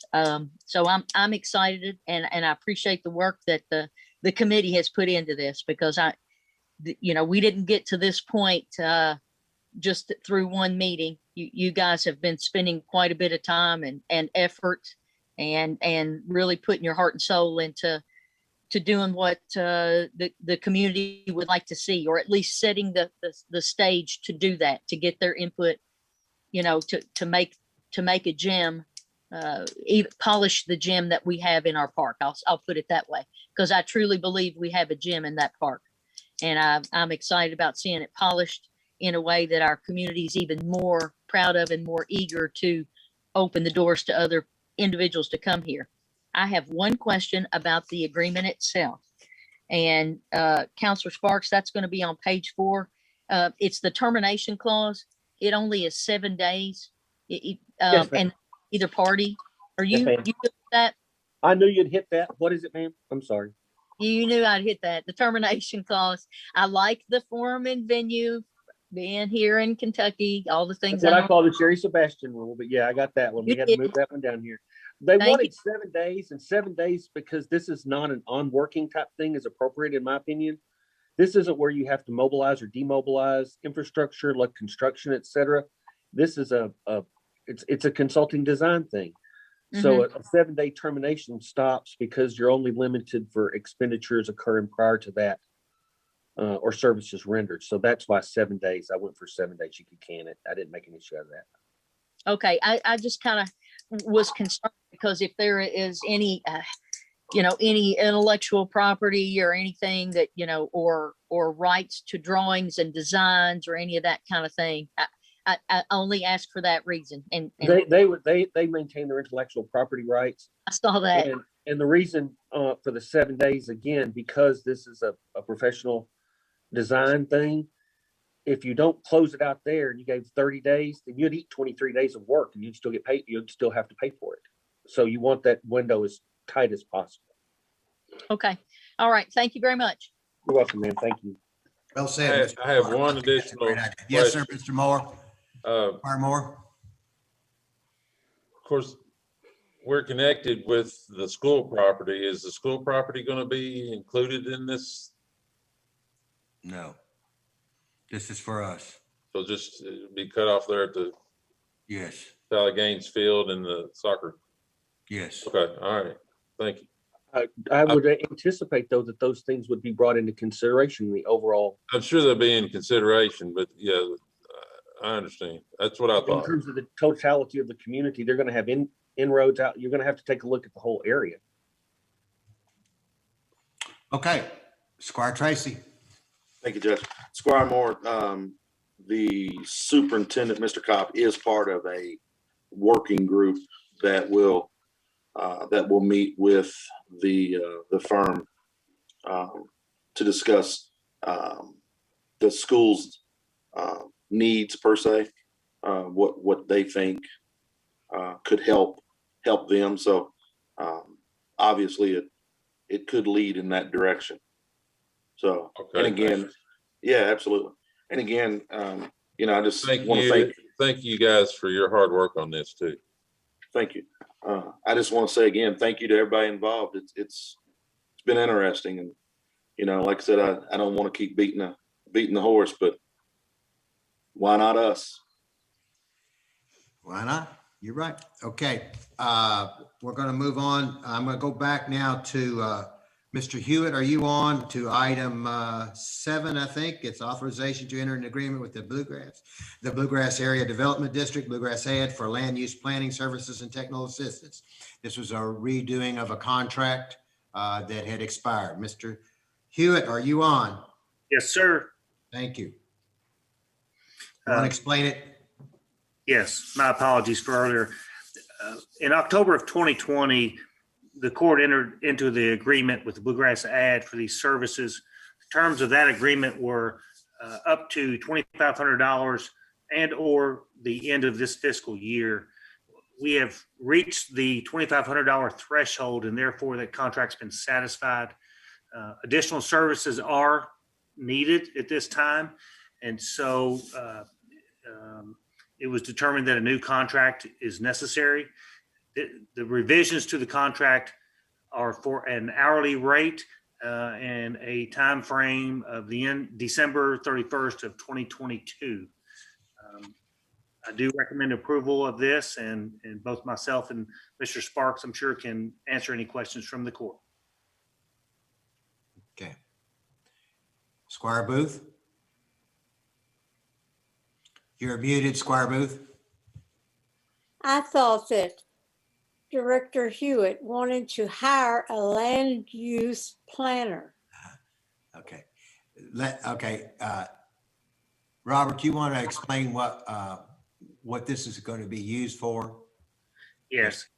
So this service is for instances in which perhaps there might be a conflict of interest, or that staff may be out at training, or things of that nature in which staff is unable to address the needs of a request or an applicant. So they are an on-call as needed service that we can have basically on retainer, if you will. So we would only pay them when we need them, but in the current cases, it's for conflict of interest. There are currently 2 cases pending. There are conflicts of interest that no one in my department, or none of the land use planners in my department, should be addressing, including myself. Squire Blackburn? Who makes the call if it's a conflict of interest within the planning and zoning department? Is that in statute? Is that in the administrative code? No, it's done by me and then with consultation with Mr. Sparks. So in these particular instances where it's a conflict of interest with staff, no, it's not with staff. It's with elected officials. So the elected official isn't going to be representing the applicant in planning and zoning commission, are they? The ethics code references conflict of interest where there are immediate family members or spouses, and so that's what we're dealing with here. So will it come? So say when it goes to the planning commission and it's being handled by the folks from the ad to I don't know, I guess see whether it's appropriate or not, or give the findings of fact, whatever they do for the planning commission, it's still going to come before the court to be voted on if it's a zone change or something like that. Is that correct? Only a zone change. A development plan authority relies either with staff or with the commission. And I would expect that elected official to recuse themselves if their property is being rezoned. I don't think they would be allowed to vote on their property to be rezoned, or an immediate family member's property to be rezoned. If I could also add, it includes any request for text amendments that would come before the court as an ordinance. Okay, I just, I don't know the specifics of either case. I just, somebody being, related to somebody on the court, I don't see how it affects staff. That's just my thoughts. Well, let's say, if your immediate, if your father-in-law, and I know he passed away, but he has a farm. Let's say he came before the court and wanted to rezone. Do you think you should be voting on that rezone? I think I would recuse myself, but I don't think that staff should, that's going to represent that applicant in Planning and Zoning Commission is finding the facts or those matters. Well, where it goes problematic is, do you think then that staff member who is under fiscal court and subject to restrictions as to pay and budget should also be addressing that case? Or would that cause problems if they went against your family member? That's where the problem lies. Absolutely. Well, I totally get that, but I have full confidence that staff's going to make the right choice. Whether it's agrees with the opinion of the elected official or not. So I get it. But I the problem understand. is whatever choice they make, it's damned if you do, damned if you don't. It can be a great decision and they go against them, then they're bad. And if they go for you, the only reason they did is because of who you are. Well, bottom line is we're in Frankfurt and I know a lot of people and everybody else does. And every one of these decisions affects somebody we know or somebody we deal with or a family member or a cousin or a relative. So I'm just trying to find out more information. I'm not trying to challenge anything. Squire Sebastian. Thank you, Judge. So that the conflict of interest thing now raises a point for me, because I have heard you say here in court a couple of times that you are the chairman of the Bluegrass Ad. So would that be a conflict of interest with us having a contract with them? Mm-hmm. Just asking, because now that made me think about that. No, but I don't even know these staff. I don't run the staff at Bluegrass Ad. I run the executive part of Bluegrass Ad. But doesn't the executive board kind of set parameters and stuff for the staff? I'm just trying to make sure I understand, because when Squire Blackburn asked that, staff is run by a director. Okay, I'm just trying to. So could we not trade services? And that's the wrong artful term, less art than full term. Could we collaborate with a county? Pick one, Shelby County, Anderson County, and have some kind of memorandum of understanding with them for situations like this, since they're already knowledgeable of that, and probably fall into the same circumstances at some point. I know this abstract was written and it was heavily talked about the conflict of interest. I heard the planning director talk about when staff was out, but that really wasn't mentioned in the abstract as an issue coming before the court under tab 7. So I'm just asking if that's something that we could consider doing, or if it's been done in the past. I don't know. Maybe it has. It has. And I'll tell you, I'll give you an example of how things have been traded off. And I built a house where I live today in 1999. It's in the county. I was on the fiscal court. The planning and zoning director at that time did not allow the planning and zoning staff to view my house or to come in and inspect my house. They changed to Anderson County. So my house was inspected by the Anderson County inspectors as opposed to the Franklin County inspectors.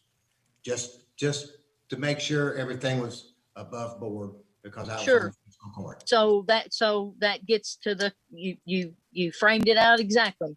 So that gets to my question. So why couldn't we trade services or have a memorandum of understanding with Anderson County, who you used as an example? And obviously the court has done that in the past. Well, I would say this is probably a lot bigger case. These are, when you do a zone change, you're going through a lot more, and a development plan, not a building a house. Building a house is a little bit different. And we do some trading off on just inspections, I believe, Robert, don't we? We do that with the city, and we did that with some other inspectors, but Robert, I'll let you speak to it. This is a lot bigger than just an inspection. The thing is, Judge, the thing is I don't know what you all have more information than I know. So I'm only raising the points on the surface of what I can speak to, because and I probably don't need to know, nor am I asking to know. I'm just asking. Thank you. Squire Sebastian, would you like to know or not? No? Okay. Okay. I mean, we're not trying to hide anything from you. All we're trying to do is make sure that that our staff is protected from any type of conflict of interest. And I wasn't, I guess my suggestion is can we create that memorandum of understanding? And to your point, I don't know the circumstances to which, nor am I asking to get that information. But, I'm just not sure why we can't trade services under a memorandum of understanding, because I'm sure that Anderson County, I think Judge, who used as an example, could potentially run across the same set of circumstances at some point. So I just raised that. And again, I just wasn't sure, because I know you have mentioned a couple of times recently that, as the head of the Bluegrass, or head of the board of the Bluegrass ad, I guess, that you serve in that capacity. So I'm just kind of wondering about that. As Squire Blackburn mentioned earlier, that term conflict of interest, that made me think about that. So thank you. Let me ask you this, Squire Sebastian. You're on the Rosin board. Is it unethical for you to approve monies that we give to Rosin to people because you're on the Rosin board? I have abstained from voting on certain things at the Rosin board, as I have at the senior center, for that very reason, Judge. Okay. So you can ask them all, but I've done that. Okay. That's fine. Squire Moore?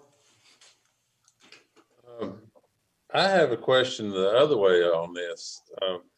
It's $75 an hour. Could we get them to do our land use reviews instead of hiring a person? Be a lot cheaper. The ad provides that service. Excuse me? They provide the service. Yeah, I mean, I'd want to look into that. They only have one land use planner that also provides services to the other 17 counties on an as-needed basis. Well, let them hire another one. I just putting that out there. Employees cost a lot of money in the long run. Can I follow up on that point? I think, and now that Planning Director Hewitt has mentioned that they have one, so how will that impact if they only have one staff that serves 17 counties? Then where will that set these, whatever these things are, will that set them back months, quarters, half a year? Or is there some priority of service that's going to be given to the request from Franklin County over the other 16 counties that are served by one person? They're not doing 17 counties and doing zone changes and all that. They're not, well, Robert, you know more about it than I do. Why don't you explain?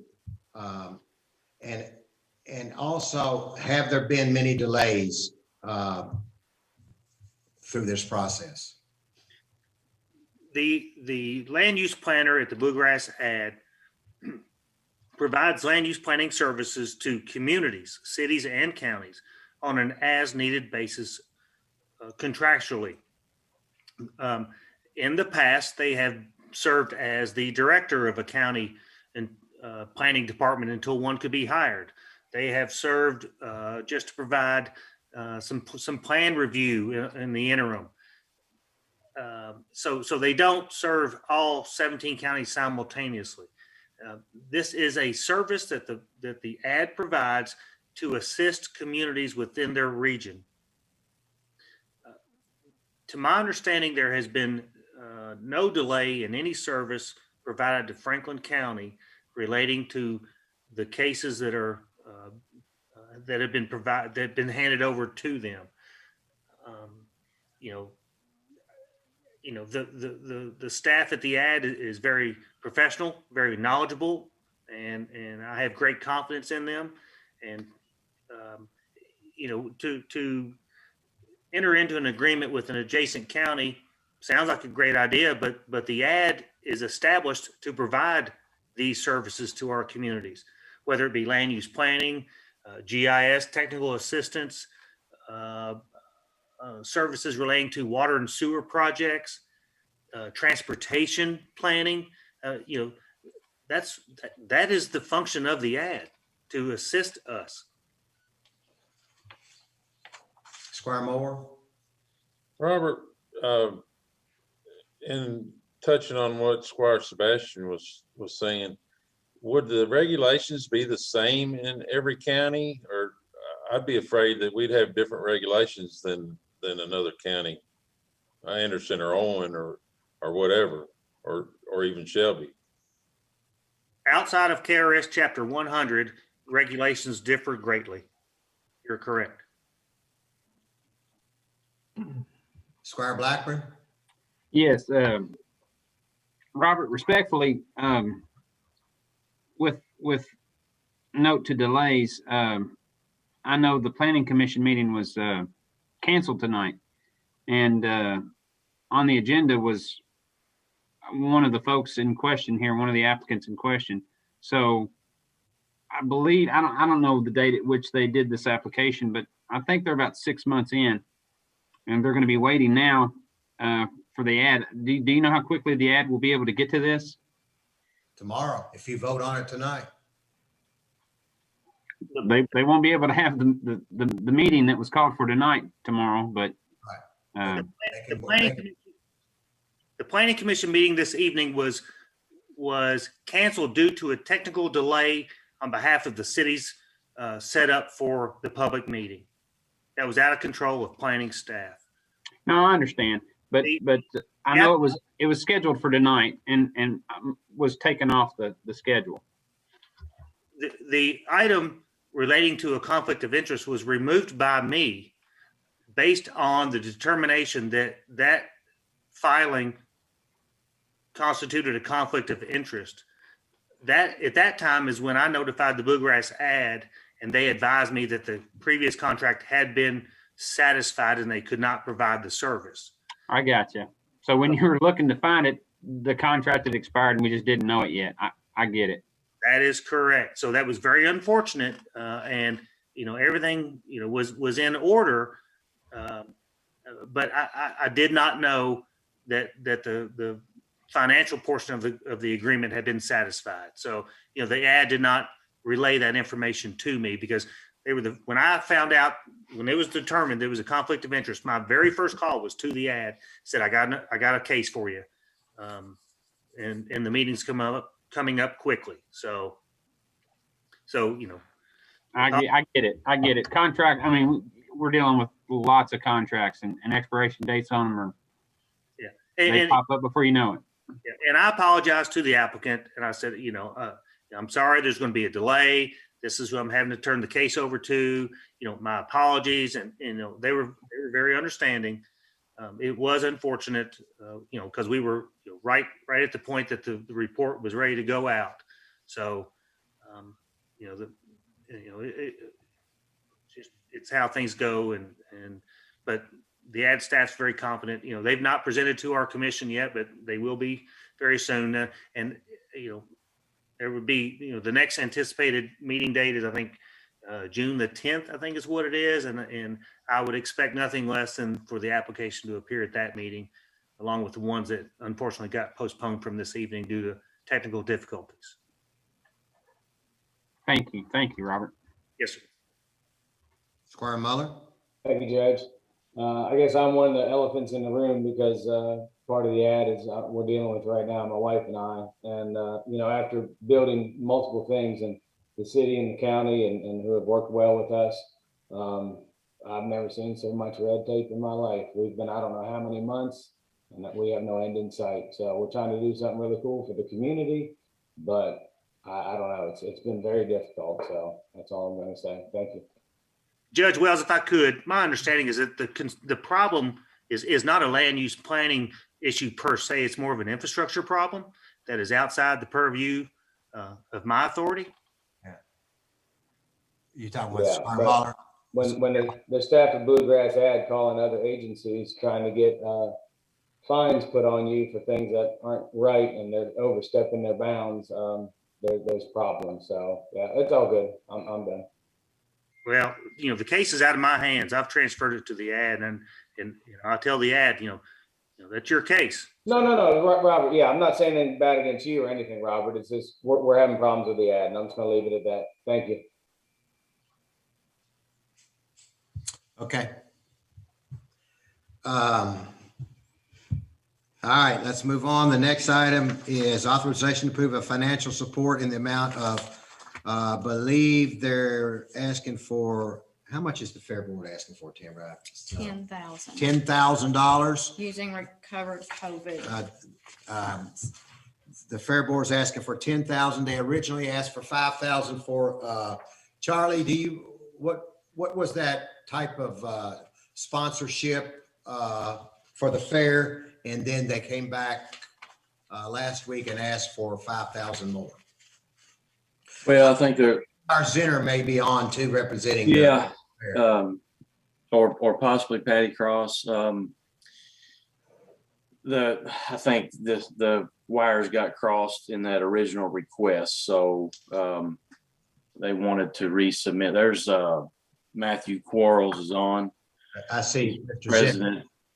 He's the current Fair Board president, so he'll be able to go into more in-depth detail and answer any questions if you all have. But yeah, the request now is at 10,000. Okay, there's JR. You wanna speak? Welcome. Good to see you, sir. I appreciate it. Matthew's with us this evening, and we wanted to at least, hopefully Matthew could get you guys maybe an introduction because he's our new Fair Board president. And Matthew, if you want to jump in real quick, but we're both here on behalf of the Fair Board. And I have to tell you, this is interesting. You guys have given me the ability to mow my yard today while I listen. And I've fed livestock. I've worked with some students. So I never would have thought that these kind of meetings would exist, but they're pretty enlightening, I suppose. And you guys helped me get through a bunch of chores today while I was listening. So kudos to you all. But we did request some financial assistance for the 2021 Franklin County Fair. We've worked together for so many years. I've only been in Frankfort for 20. I've been a Fair Board member all 20 years.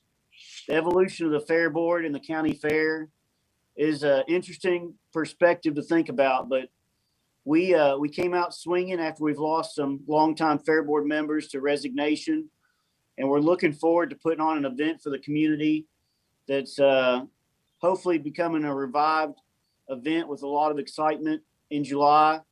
There's a lot of kinks to work out of it. We all know that the CDC has put limited ability for our patrons currently to be at the fair in terms of how many people can be in and out. We probably suspect that some of that might lift between now and July, but you kind of have to plan things for where you're at. And if things get better, then so be it. But as it is, we're anticipating somewhat of a loss of finances based on how many patrons can actually attend the fair at any one time each night. We always suffer from the potential of a rainout. And we were hoping you guys would help support us as our most important signature sponsor. We did come back and request $10,000 because not only do we want you guys to be a teammate with us and signature sponsor, but we were hoping you all could use some of your CARE Act funding to help us get this event secured and back on its feet, both financially, but also in terms of doing something for our our community citizens. Squire Blackburn was talking about the park a lot, and this is one of those things that the park gets a lot of special interest from the community. 4,000 to 5,000 people on average, easy, come to the fair during the third week of July, and we get to showcase how awesome our facilities are with the fair itself. And we kind of was hoping that you guys might entertain that thought and help us pull off some of our events and keep this fair in existence for a while. Matthew, you got anything to add? Oh, you pretty much summed it all up. I'm Matt Quarles, by the way. Just got thrown in the mix as president of the fair board after, like JR said, that we had some resignations from the longtime fair members. And this is my first year as the president, so I'm ready to get going and try to get a fair going for this community and all that, and just work with the community. That's good. Squire Muller has a question for you, Mr. Zinner, or you, Mr. Quarles. I'm not sure. Thank you, Judge. First of all, I want to say welcome to the fiscal court meeting. Hope y'all having fun. I'm glad to see some new faces on the fair board. I think the fair is a super important thing to our community, and it's great that we're able to do it this year. I do have just one question for you. Is there any conversation about what you all can do maybe throughout the year?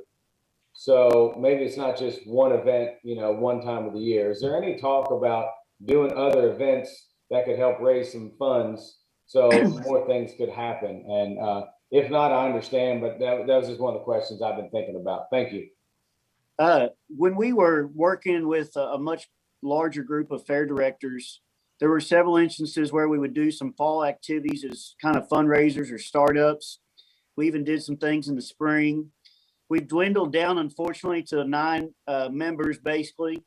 And we have a voting majority of agriculture teachers. So it's really kind of odd. And we're trying to come out with a little bit of a refreshed perspective. Moving forward, we don't see why there's not a reason to do some of those things.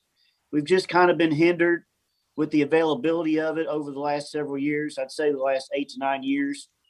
At the turn of the decade, like 2010, we were doing a lot of those things, and they did generate some income.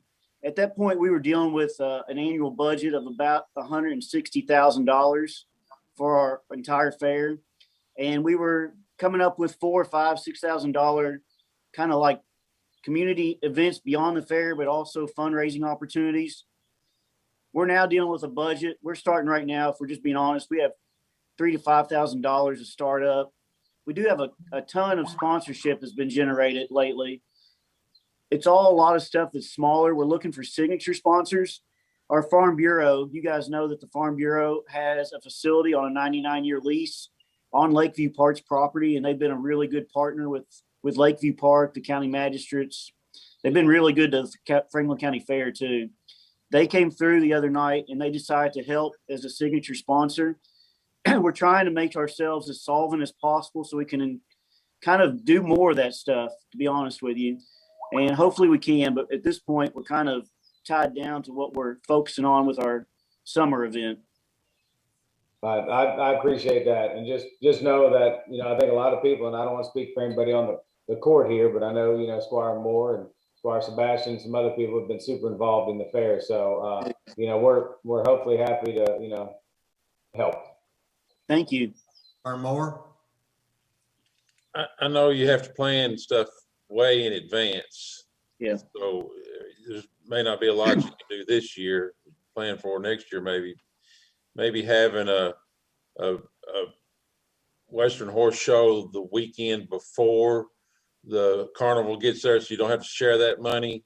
Even make it a little less entry money to get in those days, and maybe a truck pull or some motorsports the weekend before it starts on Monday, so you don't have to share it with the carnival. And I know traditionally on Saturday, you see a lot of people coming in early and just trying to skate around the system. Let them in for half price, but don't let them in for free. Maybe that could maybe be a little bit of help for you. The gate's always a concern. Appreciate that, Mr. Moore. The issue with our carnival, you're right, we do have lots of contracts that have to occur December before our fair even thinks about coming. So we are currently in a contract with our carnival. The good news about that deal is if we got rained out all 5 days, our contract doesn't necessitate us paying them anything.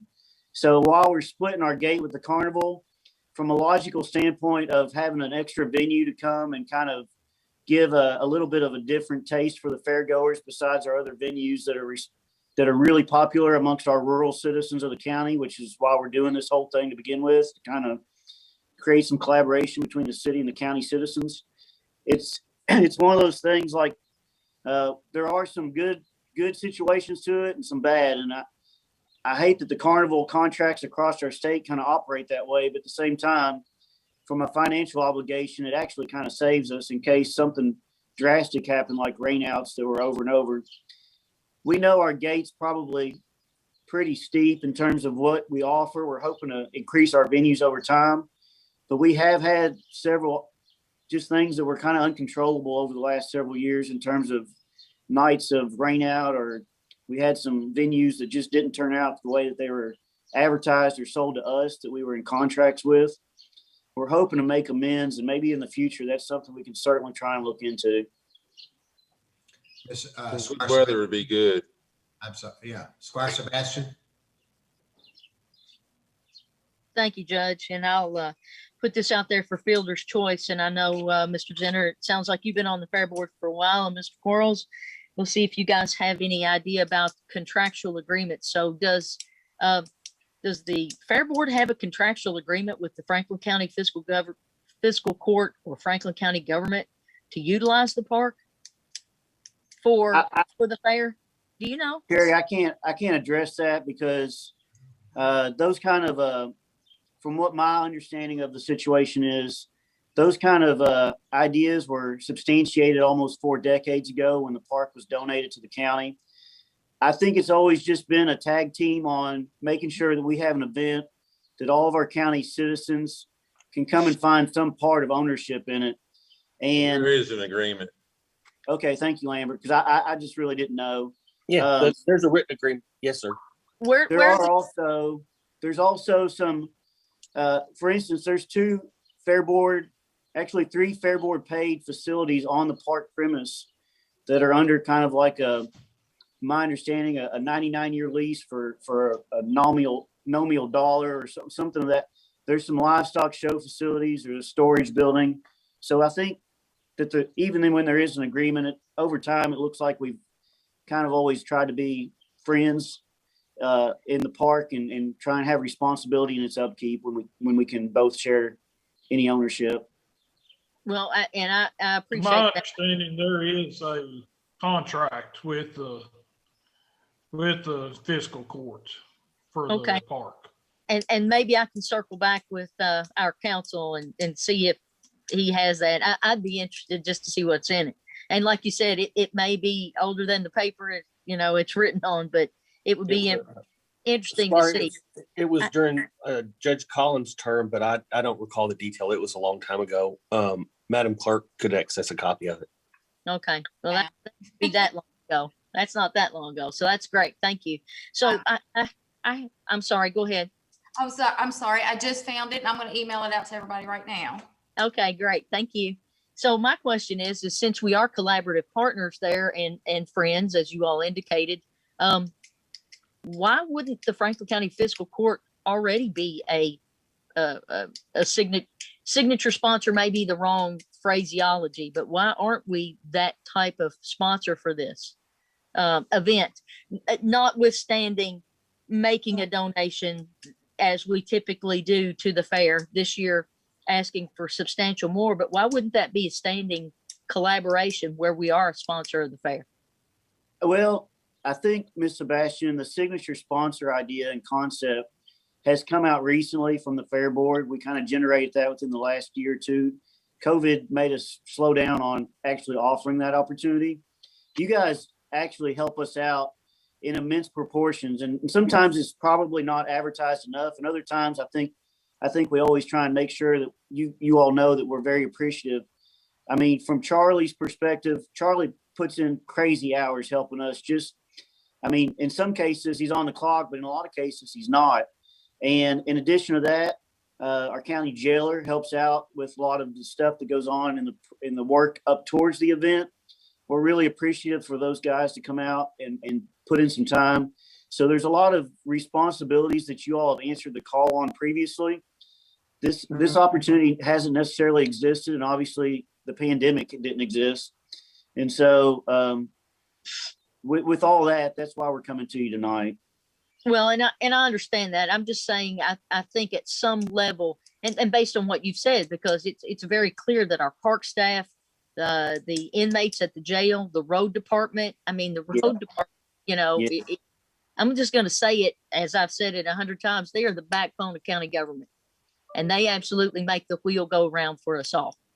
And so any way that we can collaborate and support and show support in things like a named sponsor is a great way to do that. And that's all I had to say. Thank you all very much. I think they've always give us a nice layout in the fair book too, Sebastian. Yeah, we've paid, I can't remember how much each year to be a sponsor in the book, and that's fine. And you're asking for more this year. And I think your ask will only be a one-time ask, and you can come back again. I mean, a one-time full commitment. You can come back again and ask next year. But since COVID got you so bad last year that you couldn't, I think it's very fair that you ask. And we're going to have that on the agenda in just a minute, the voting. So I think we've gone over these. There's another question, Squire Blackburn. I'm sorry, Judge, but thank you for calling on me. I didn't have a question. I just know, you said you start out with $160,000 and you got about $3,000 or $5,000. That's a monumental task. And I know you, JR. I know the work you've done at the schools. I know the excitement you build with your students and the buy-in that you have. And I think you're exactly correct. And it does generate interest in the park when people are out there at the fair. They'll want to come out later when the fair's not there. So I appreciate it. And I'm glad that this monumental task falls on you folks at the board. And I'm glad you're on this board. And I appreciate you. Thank you. Squire Moore. I'm not issuing a challenge to anybody, and I don't know where it's going to come from, but I have personally pledged $300 to the fair board this year. So I don't know. I hope they don't want it anytime soon. Squire Moore, I heard that and I said, I want to see it to believe it. Yeah. Judge, we need to take a break. I know we're getting ready to take Squire one. Moore Squire Moore said he came up with three. Oh, Lord. I know we're all holding our hearts on that one. Mr. Zinner, when you get that check from Squire Moore, let us know. We'll have kind of a celebratory moment with that. Maybe he can give you. And by the way, don't let him give you a great big check. And cash it, okay? Make sure it's a regular check. All right. I tell you what, we're putting in the frame. When we get it, we'll just all get together one night of the fair and we'll all salute him. Yeah. Sounds like he's calling you out, though. We'll take our hats off to him. How's that, Squire Moore? Your all support is unparalleled over time. That might be instead of all the work I usually do out there. Okay. Thank you. Thank you. We appreciate you, Mr. Quarles. Thank you both for coming on. So you'll have to hang on to. You could probably get some more feeding done of your cattle or whatever you might need before we get to it. Hopefully it won't be too long. Okay? Thank you. All right, thank you. Thank you. Yes, yes, sir. The next item on the agenda is authorization to hire seasonal golf park employees. The new hires are Lisa, do I name those? Lisa Scott, Skylar Sutton, Brandon Webb, and rehire is Joe Hayner. Charlie? Thank you, Judge. Thank you, Court. And we just got a few more holes to fill in. We've had a few people from some previous lists that haven't worked out, but for the most part, everybody's coming along pretty good. We're still waiting on some high schoolers to get out of school, so we're still probably looking at late May, early June for them coming on board. These individuals would be available right away. A couple of them are in college; they're home for the summer. Mr. Hayner's a rehire. He's worked with us at the golf shop before, and Miss Scott would be a new hire, helping us at the golf shop.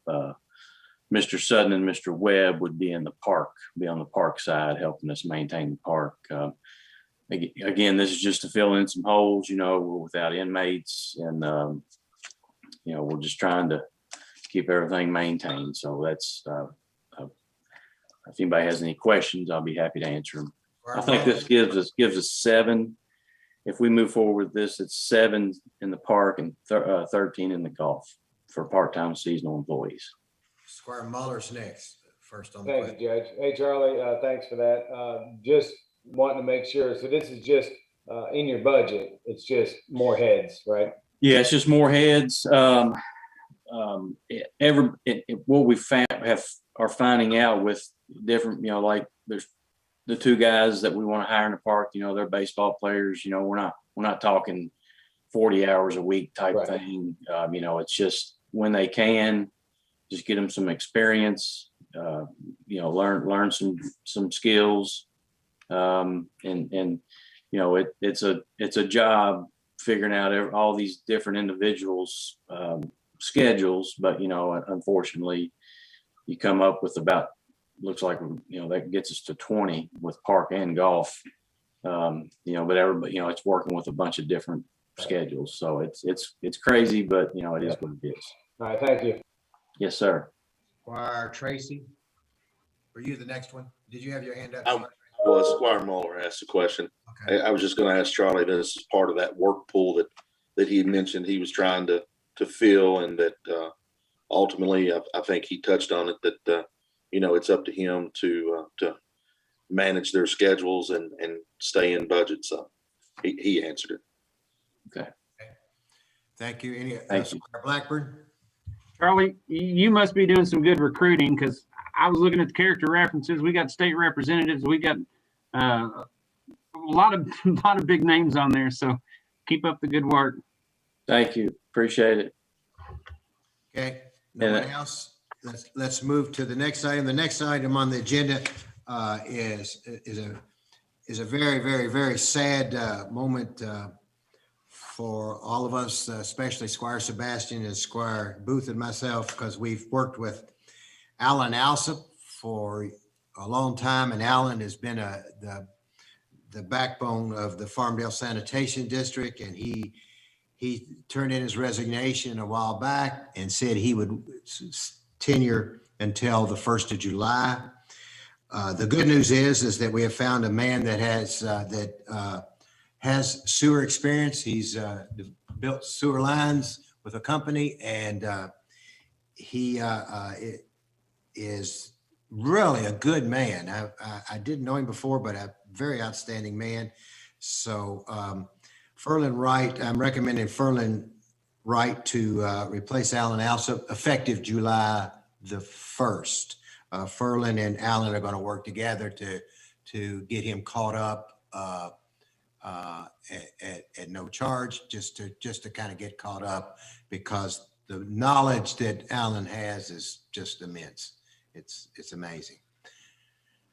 Squire Muller. Thank you, Judge. No, I would agree with you. His resume does look good. Just curious, how many applicants put in for this board, sir? Don't think there were, I'd have to go look. I don't think there were any. Okay, I just like to ask. Thank you. Okay. Squire Sebastian. Thank you, Judge. I really wanted to say that it is a pleasure to look at the level of qualification, which was actually submitted to sit on the Farmdale Water District. But having spoken with Mr. Wright months ago, encouraging him to put in his time and his talents to work for his neighbors, which he has been very excited to do since his retirement. I'm happy to see his name before us today. I know he spent a decade on the Peaks Mill Water District, and some of that he served as chairman. He has a background with easements, a background with encroachments, and I think we would have been served well with his wise and, I guess, background on Farmdale Water. But I think, he's been prevailed upon to use his experience for Farmdale sanitation. And I think his experience with pipeline construction, I think someone hit on that, infrastructure that he has, it's going to serve him well as he joins this board. And like the judge, I want to acknowledge the many years of service given by the retiring chairman, Alan Alsop. The issues that board has tackled are like no other in Franklin County. And Alan has been committed, and his committed service on behalf of his neighbors is a testament to improving health and safety in that part of Franklin County. And, 2 simple words, thank you, they're just not enough for all that he's done. Thank you. That's an amen, Squire Sebastian, for Alan Alsop. Squire Booth, did you want to say something? Did I see your hand up? You're muted, Squire Booth. I'm using the tip that J.W. Blackburn gave me about pushing down on my space bar. Okay.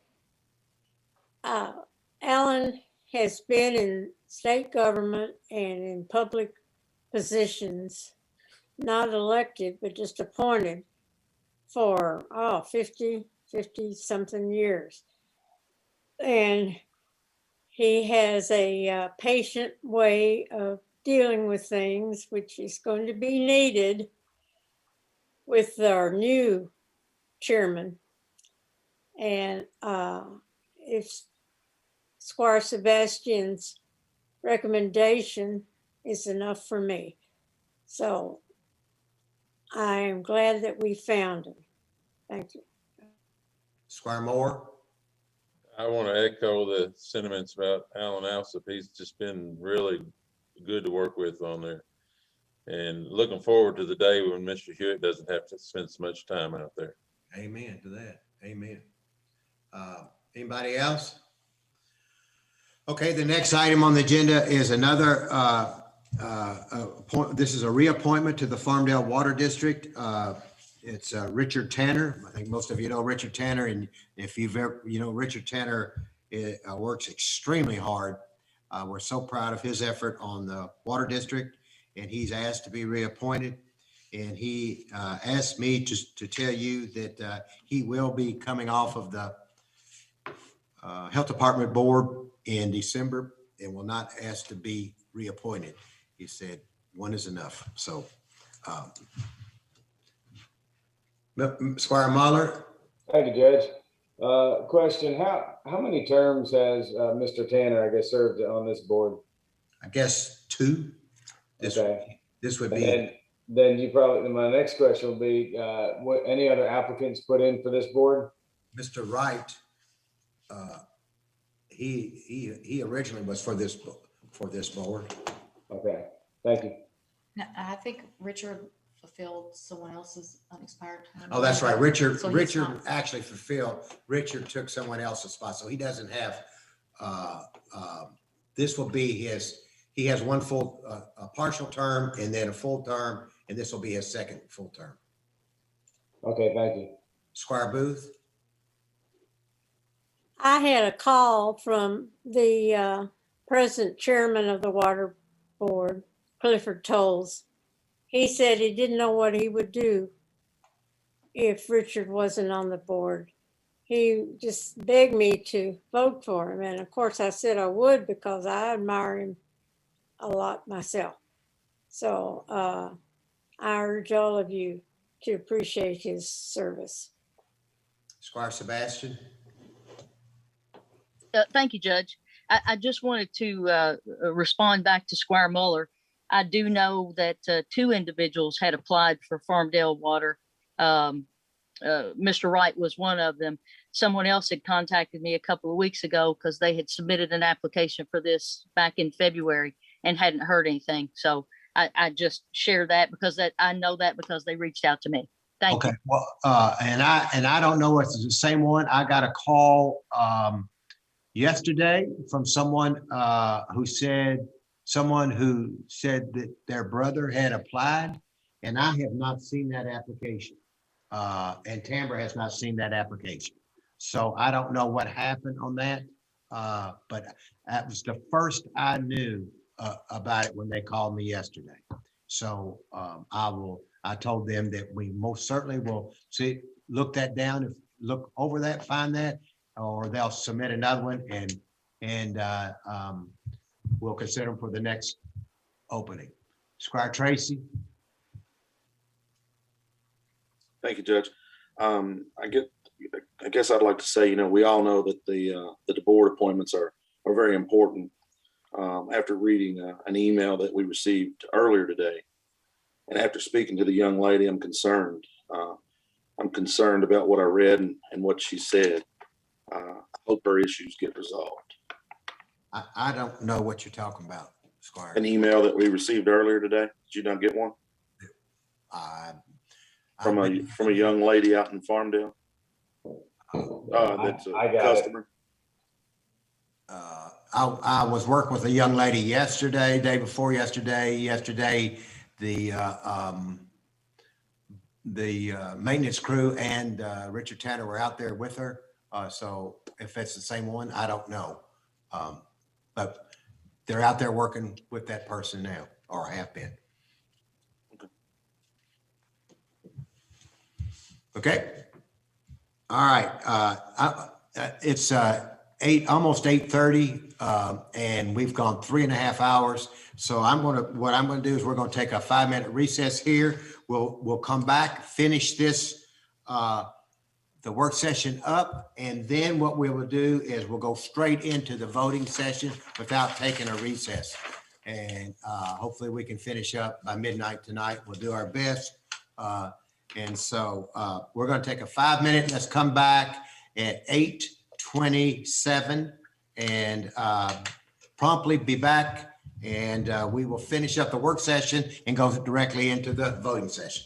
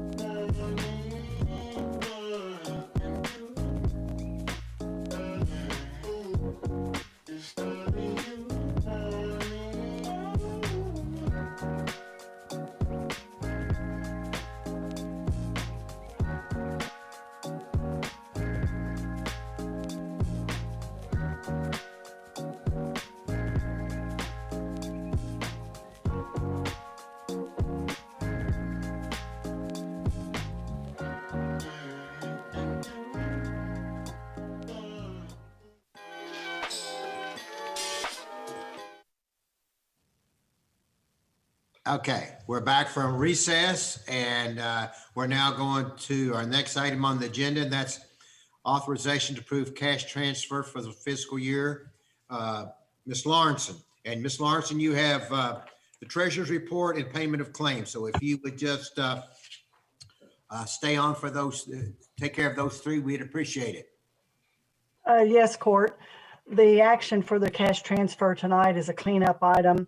I provided a detailed explanation in the form of an abstract along with the action, basically to transfer cash from the federal fund bottom line to the general fund cash. This basically replenishes the general fund for transfers that were made for actually federal expenditures that were booked to the fire fund. So this was kind of an unusual, well, it is put it on the list of unusual circumstances and unusual events that we're having to take care of with the federal money. The guidelines for the CARES money came out late. We booked all the receipts to the federal fund. So the bottom line will have an excess at the year end, and it should be returned to the general fund for proper accounting.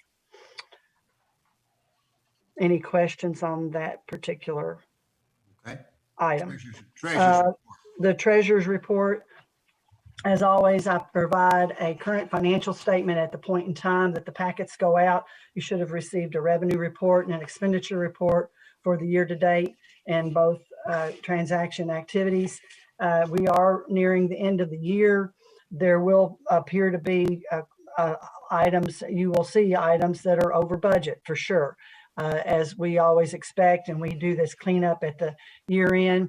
And as I alluded to in the budget meeting earlier today, we will have an amendment, and it will have an amendment for various revenues as well to clean up those lines.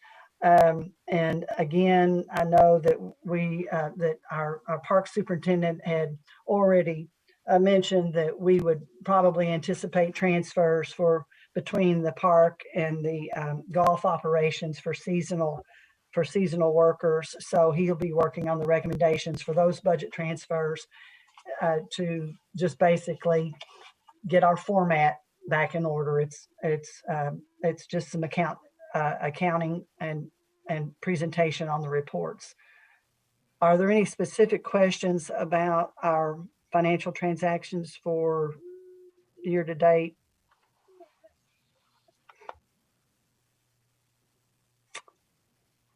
If not, on the payment of claims, we'll make one comment that included in this listing are our joint support or participation for ambulance and 911 services to the city. So that will, both of those transactions are in this court action. That'll be the fourth payment, and you will notice that we are under budget in both of those categories. I have reached out to the city to try to get a heads up that that's going to be going forward, so we may be able to tighten up our lines in anticipation of what our level of deficit coverage is for those services in our next year's budget. And also a significant Farmdale sanitation project payments that are being made in this court. Squire Sebastian.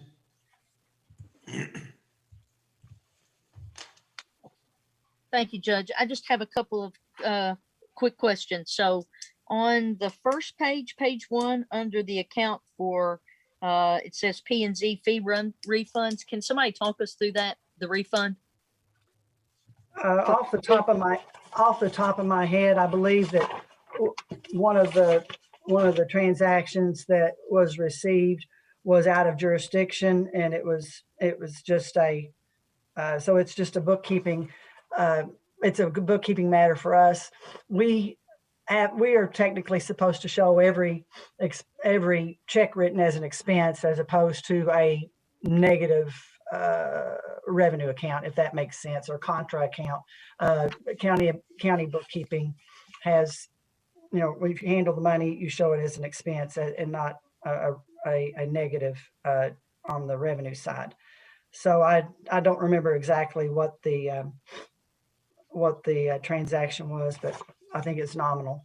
It was nominal. I was just wondering if somehow they got double billed or No, it wasn't anything like that. With some of the online payments, people are making transactions that may not be applicable, that sort of thing. Okay. Yeah. That is actually one the state wanted to maintain jurisdiction for.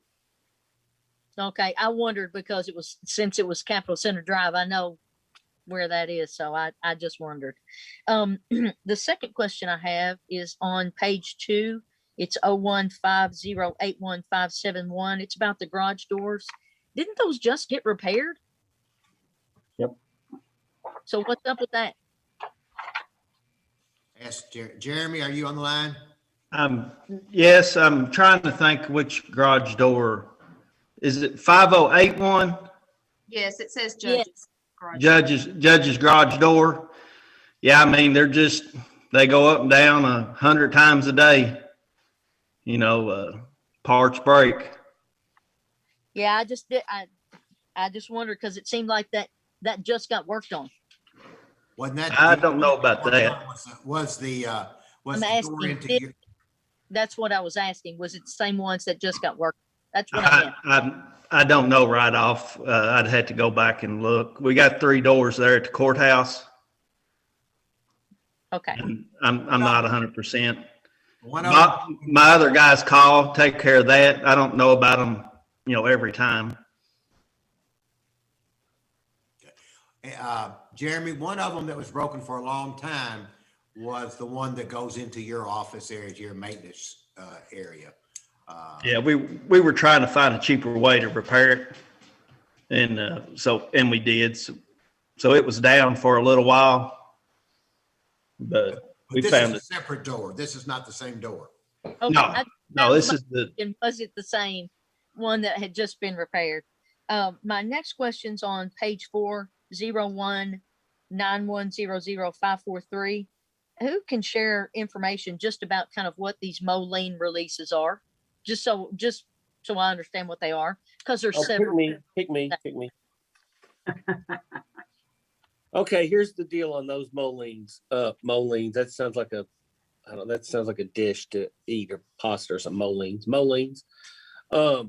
Under the county nuisance ordinance, the county's authorized to enter into property to mow, and when they do that, we file a lien on the property, and that secures the payment for the services rendered for that mowing trip. It stands as a superior lien for foreclosure and stuff like that. And once it's satisfied, paid off, etc., in addition to filing the lien through the clerk's office over at Jeff's office, you have to file a release of the lien. So it costs a small fee to release them. So it's just a release of that instrument on the title property, reflecting services provided pursuant to county nuisance ordinance. I just wasn't sure that several, and I didn't know if it was something that I didn't recall seeing at the end of the year last year, and I didn't know if it was something that sort of happened at the end of the year. Really? Oh no, they may be sick. They come out in cycles for the court's benefit, depending on how the property gets resolved, either paid, transferred, etc. Can't be transferred with a lien on it, so it has to be paid on closing. I gotcha. We'll get batches of them sometimes. There'll be 8, 10, 20 months go on, you don't have any. So that's what it is. It's a Moline, Moline. That's funny. It sounds like a Minneapolis Moline. That's what it sounds. It sounds like a Dolly Parton song went bad, but that's what it is. Those are the releases. And then the final page in the court bills under capital improvement, that section where it talks about the Chase commercial loan. I guess could our treasurer maybe advise on that about the interest? That's our first payment on our debt service on the new bond. So it's an interest only. Off the top of my head, I think the principal maybe it's October. I don't recall for sure on the debt schedule when the interest payment is, but that's what it is. Okay, thank you. I presumed as such, but I just wasn't sure from the note. Thank you very much.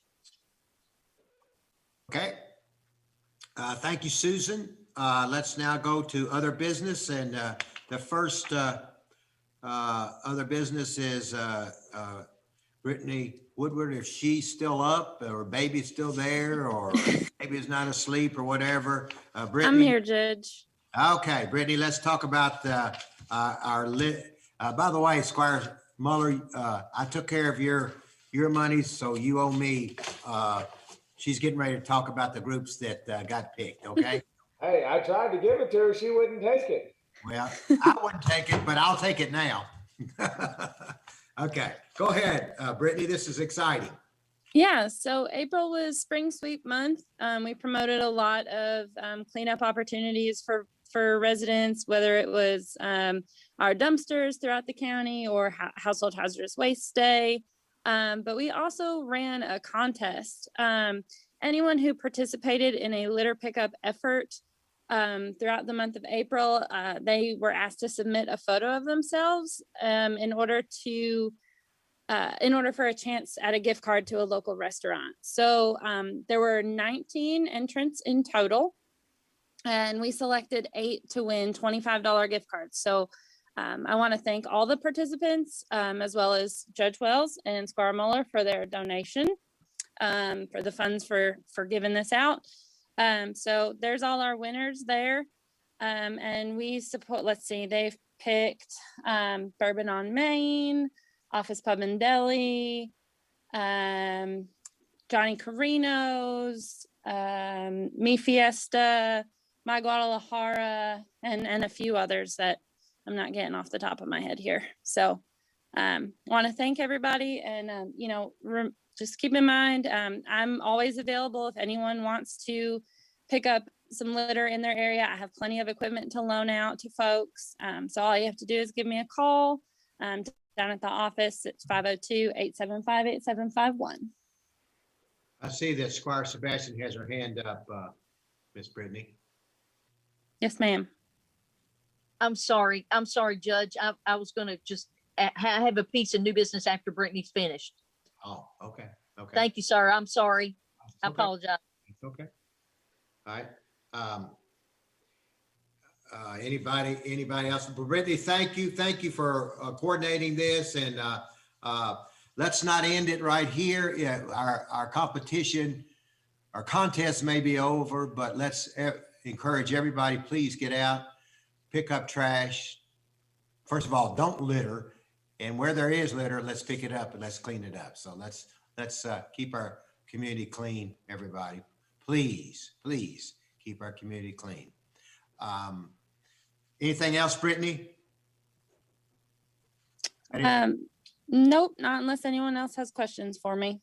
All right. Well, thank you, Brittany. Go ahead, Squire Sebastian. You have something in other business? Yes, sir. Thank you. I have a report from ROSM, which I was appointed to by this body. I wanted to give a report on the $20,000 that the $25,000 that the court had allocated to ROSM for utility assistance. At the last meeting, which occurred on May the 4th, it was reported that $10,717 of that $25,000 had been allocated out for utility assistance. Of the $50,000 that had been allocated out to ROSM for assistance with rent, medicine, and other essentials, thus far, $13,714.94 had also been spent for that as of the same date. And I have some news that can now be announced. The ROSM Executive Director, Cindy Owen, will be separating from ROSM effective May 31st. The board has regretfully accepted her resignation. So should you see her or wish to reach out and offer her good wishes, you have a little bit of time to do so. Thank you very much. All right, thanks for that report, Squire Sebastian.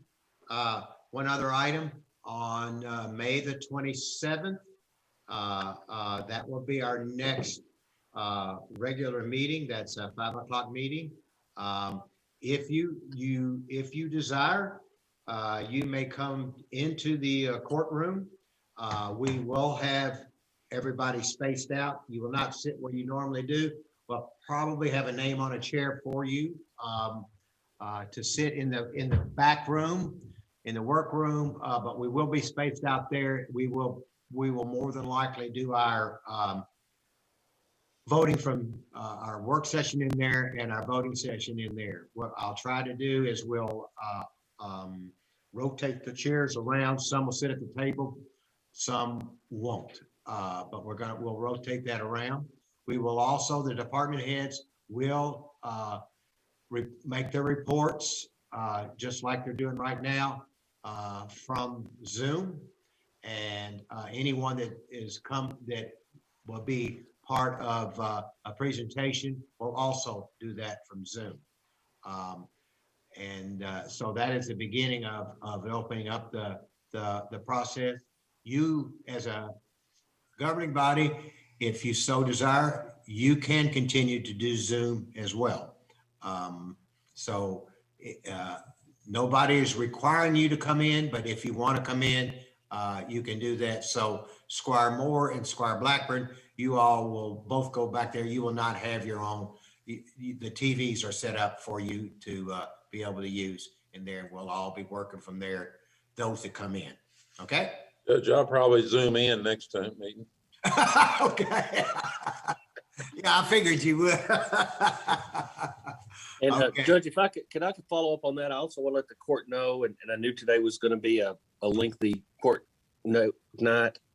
I'll be presenting to the court to formalize that procedure for those who want to continue to do remote appearances if and when the emergency declaration is lifted.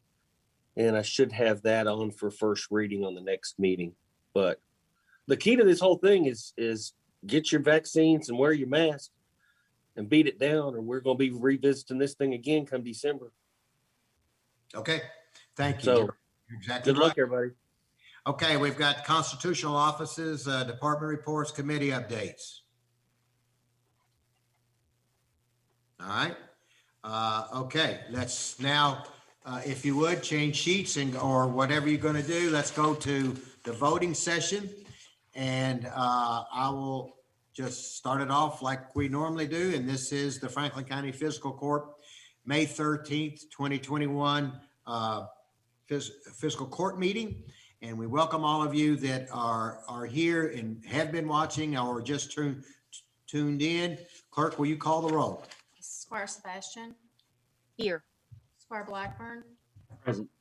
Squire Muller, Present. Squire Tracy, Here. Squire Booth, Can't hear you, Squire Booth. Present. Squire Moore, Here. Judge Wells. Here. Would you please stand for the pledge? And leading us in the pledge tonight is Paige from Bondurant Middle School. All right. I pledge of allegiance to the flag of the United States of America and to the republic for which it stands, for one nation, under God, indivisible, with liberty and justice for all. Thank you, Paige from Bondurant Middle School. I know that school well. We're proud of you. Thank you. Okay, then the next item on the agenda is authorization for approval of the minutes from our regular meeting of April 23rd, 2021. So moved. Second. Motion made and seconded. Any discussion? Call the roll. Squire Sebastian, Yes. Squire Blackburn, Yes. Squire Muller, Yes. Squire Tracy, Yes. Squire Booth, Yes. Squire Moore, Yes. Judge Wells. Yes. Next item is authorization for approval of the minutes from our special meeting of April the 28th, 2021. So moved. Second. Motion made and seconded. Call the roll. Squire Sebastian, Yes. Squire Blackburn, Yes. Squire Muller, Yes. Squire Tracy, Yes. Squire Booth, Yes. Squire Moore, Yes. Judge Wells. Yes. The next item has been removed from the agenda. That's the authorization to approve a resolution pledging the amount of a TIF to the downtown development. That has been removed and will be put on our May 27th agenda. The next item on the agenda is authorization to receive the county clerk's quarterly report for 3 months ending March 31st, 2021. So moved. Second. Made and seconded. Discussion. Call the roll. Squire Sebastian, Yes. Squire Blackburn, Yes. Squire Moeller, Yes. Squire Tracy, Yes. Squire Booth, yes, Squire Moore, Yes. Judge Wells. Yes. The next item is authorization to approve the county clerk's claim for calculation of motor vehicle and boat bills for 2020. Is it 2020? Okay. In the amount of $8,390.40. So moved. second, Motion made and seconded. Discussion.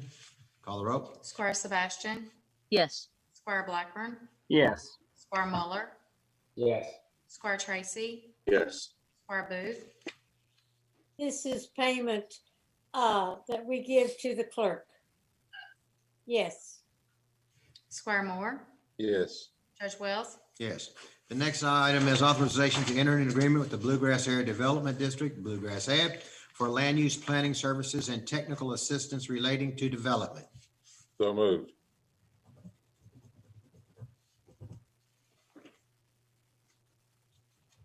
Second.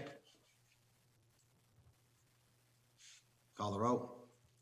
Who seconded? Me. Oh, okay, sorry. I thought you were calling for one. Squire Sebastian, I'm going to explain my vote, and it was explained that there is one land use planner that works at the Bluegrass Ag, covers 17 counties. And so I'm just kind of wondering, I don't know the volume of work that goes through there. It's also been explained tonight that we've in the past had collaborative services through an MOU or whatever the process was with another county. And I think we could go that route and possibly be better served. So I'm going to vote no on this. Squire Blackburn, I understand we do have an agreement or had an agreement in place. I think for the expediency of the applicants needing these services, I'm going to vote yes. Squire Muller, No. Squire Tracy, No. Squire Booth, well, I think that the message behind this motion is to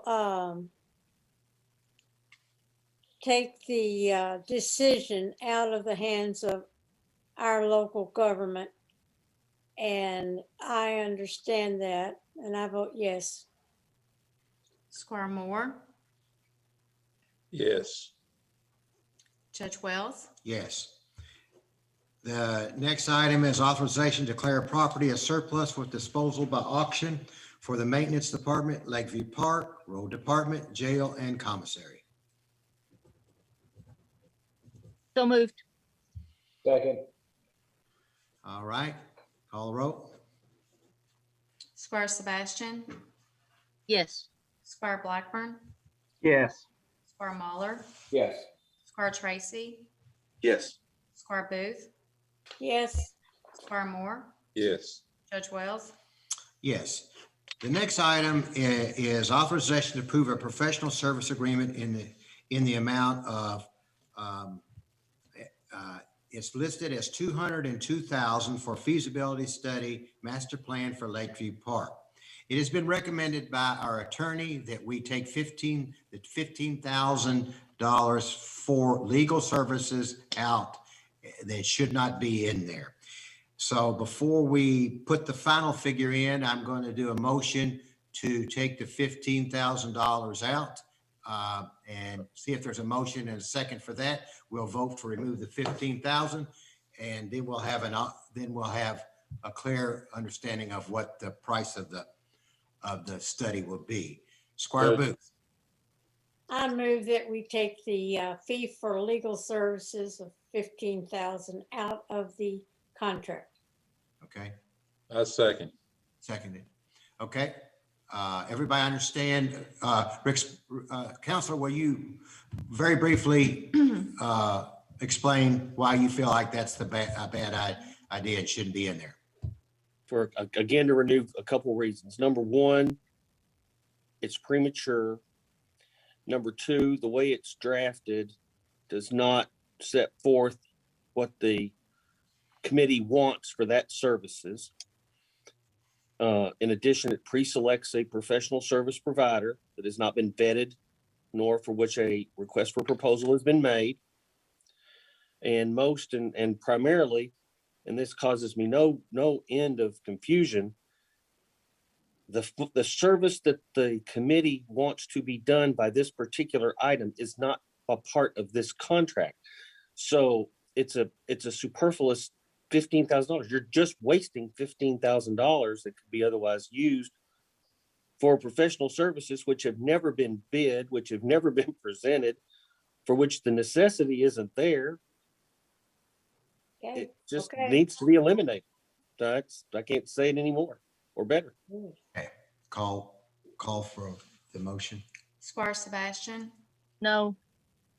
Squire Blackburn, No. Squire Muller, No. Squire Tracy, No. Squire Booth, Yes. Squire Moore, Yes.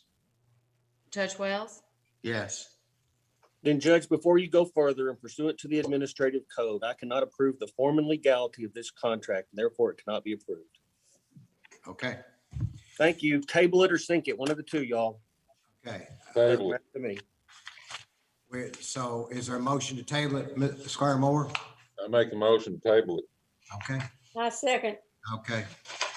Okay, call the roll for tabling it. And if that, and anyway, it doesn't really matter, does it, Counselor, do we really even need to do that? Because if you're saying you can't approve it, then we can't vote on it anyway. Is that The correct? prerequisite for vote and approval is the county attorney's approval as to form and legality. And since this does represent a deviation from the procurement and for services that aren't provided, I can't approve it as to form and legality. So do we need? I tried, y'all.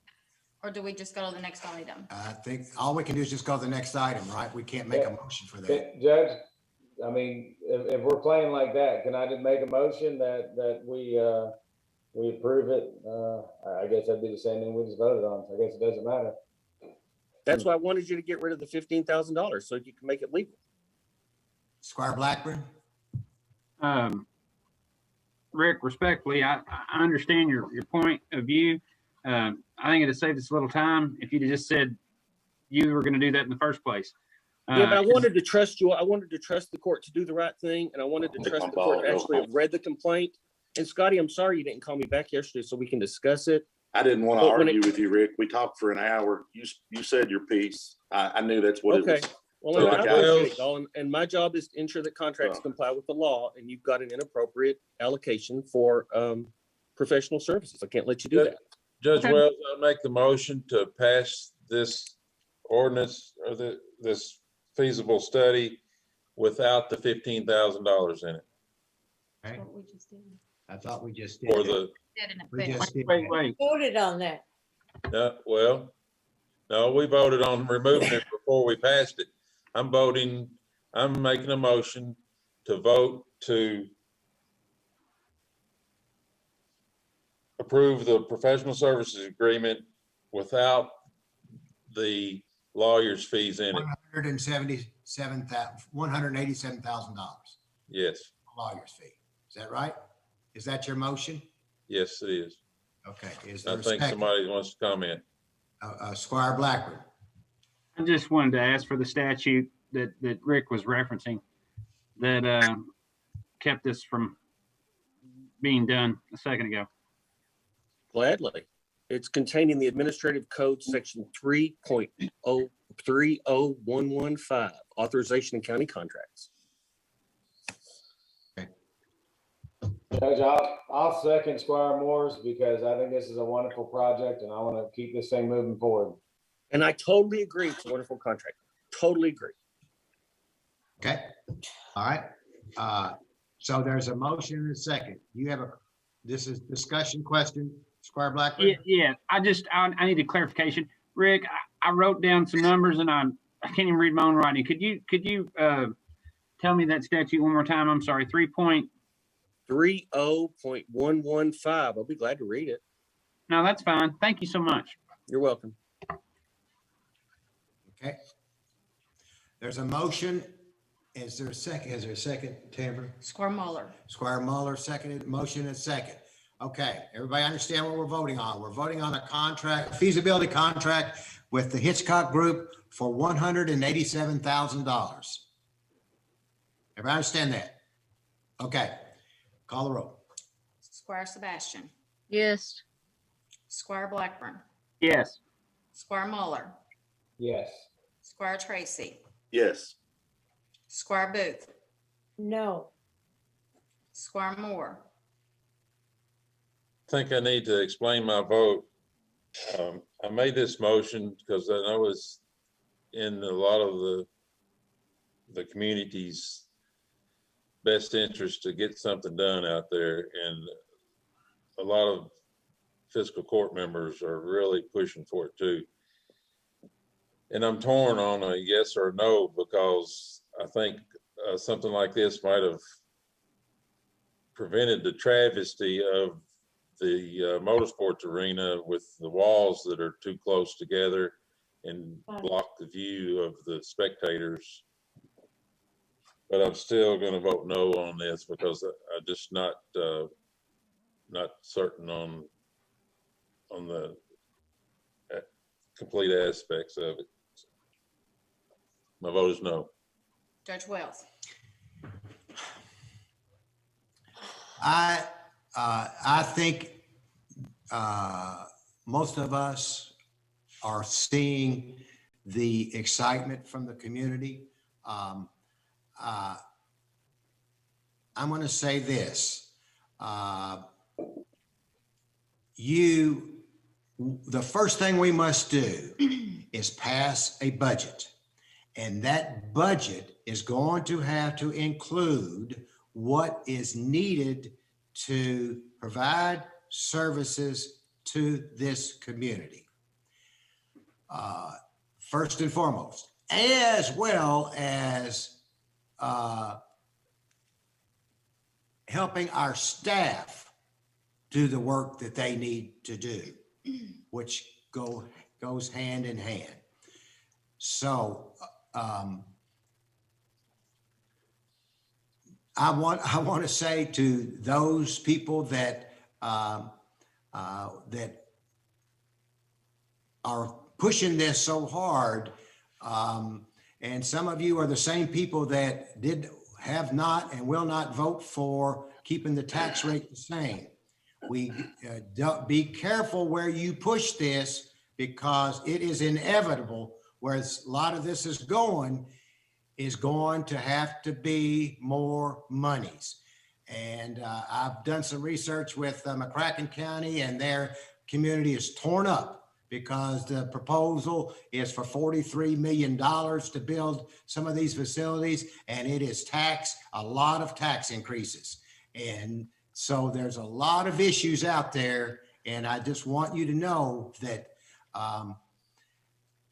we've got to be careful with this. It is needed, but we can't get out too far in front, and it has to be driven by the people in this community, not the elected officials. And if we will do that, and I'm hoping we will, and I'm going to do everything to see that that's done, then I'm going to vote yes. Okay, the next item is, and let me put that in, that's 187, right? Yes, sir. 187, okay. The next item is authorization to approve a financial support request in the amount of $10,000 for the Franklin County Fair Board, or any other amount if you want to, either 10,000 or any other amount. I would like to make a motion to forward $10,000 CARES money to the Fair Board to operate the Franklin County Fair. Second. Did I hear a second? Second by Squire Tracy. Okay. Discussion. Call the roll. Squire Sebastian, Yes. Squire Blackburn, Yes. Squire Muller, Yes, sorry about that. Squire I had Tracy. noise outside, that's why I muted, because my windows are open. But yes. Thank you. Squire Tracy, Yes. Squire Booth, Yes. Squire Moore, Yes. Judge Wells. Yes. The next item is authorization to hire Lisa Scott as a seasonal employee at Lakeview Park. So moved. Second. Second by Squire Booth. Call the roll. Squire Sebastian, Yes. Squire Blackburn, Yes. Squire Muller, Yes. Squire Tracy, Yes. Squire Booth, Yes. Squire Moore, Yes. Judge Wells. Yes. Next item is the authorization to hire Skylar Sutton as a seasonal employee at Lakeview Park. So moved. Second. Second. Muller motion and Sebastian second. Call the roll. Squire Sebastian, Yes. Squire Blackburn, Yes. Squire Muller, Yes. Squire Tracy, Yes. Squire Booth, Yes. Squire Moore, Yes. Judge Wells. Yes. The next item is authorization to hire Brandon Webb as a seasonal employee at Lakeview Park. So moved. Second. Call the roll. Squire Sebastian, Yes. Squire Blackburn, Yes. Squire Muller, Yes. Squire Tracy, Yes. Squire Booth, Yes. Squire Moore, Yes. Judge Wells. Yes. The next item is authorization to rehire Joe Hayner as a seasonal employee at Lakeview Park. So moved. Second. Call the roll. Squire Sebastian, Yes. Squire Blackburn, Yes. Squire Muller, Yes. Squire Tracy, Yes. Squire Booth, Yes. Squire Moore, Yes. Judge Wells. Yes. The next item is authorization to approve appointment of Ferlin Wright to the Farmdale Sanitation District with a term ending June 30th, beginning July 1st with a term ending June 30th, 2022, replacing the hard to replace Alan Alsop, who has resigned effective July 1st. So moved. Second. Call the roll. Squire Sebastian, Yes. Squire Blackburn, Yes. Squire Muller, I just want to say I appreciate the gentleman that served previously, and I thank everybody for serving on these boards for us. So yes. Squire Tracy, Yes. Squire Booth, Yes. Squire Moore, Yes. Judge Wells. Before I say yes, I want the people that our neighbors that live in the same district that Alan lives in, that his service to the Farmdale Sanitation District. I've been with him every step of the way since it has been actively reactivated as a sanitation district. And from day one until he leaves, Alan has always said this: we have to do everything we can, everything within our powers to keep the rates down so people can afford it. And that's the kind of man Alan was and is, and that's how he's led the board. And for that in itself and all that he's done to help people, we can be very appreciative and thankful that we've had that kind of service from that good of a man. And so, Alan, thank you very much. I truly vote yes for him. Ferlin Wright, look forward to Ferlin. The next item is authorization to reappoint Richard Tanner to the Farmdale Water District with a term ending May 14th, 2025. So moved. Second. Call the roll. Squire Sebastian, No. Squire Blackburn, No. Squire Muller, No. Squire Tracy, No. Squire Booth, Yes. Squire Moore, Yes. Judge Wells, Yes. Well, we'll just have to see. I'm sorry for that for Richard Tanner, because Richard has been a good servant. Judge, I'd like to say something here. Yes. When we put him on the board, there was some opposition to putting him on there because he was on another board, and he said he's going to come off that board. So I really don't understand the opposition, but that's just me. Richard Tanner's been a good man. He served the district very well. He's another person that's out there. So I'm going to say this to you all. Obviously, 4 of you have worked together to remove someone or not to reappoint someone, and that's your prerogative. I understand that.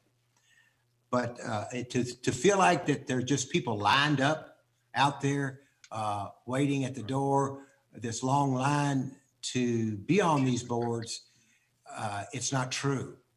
There are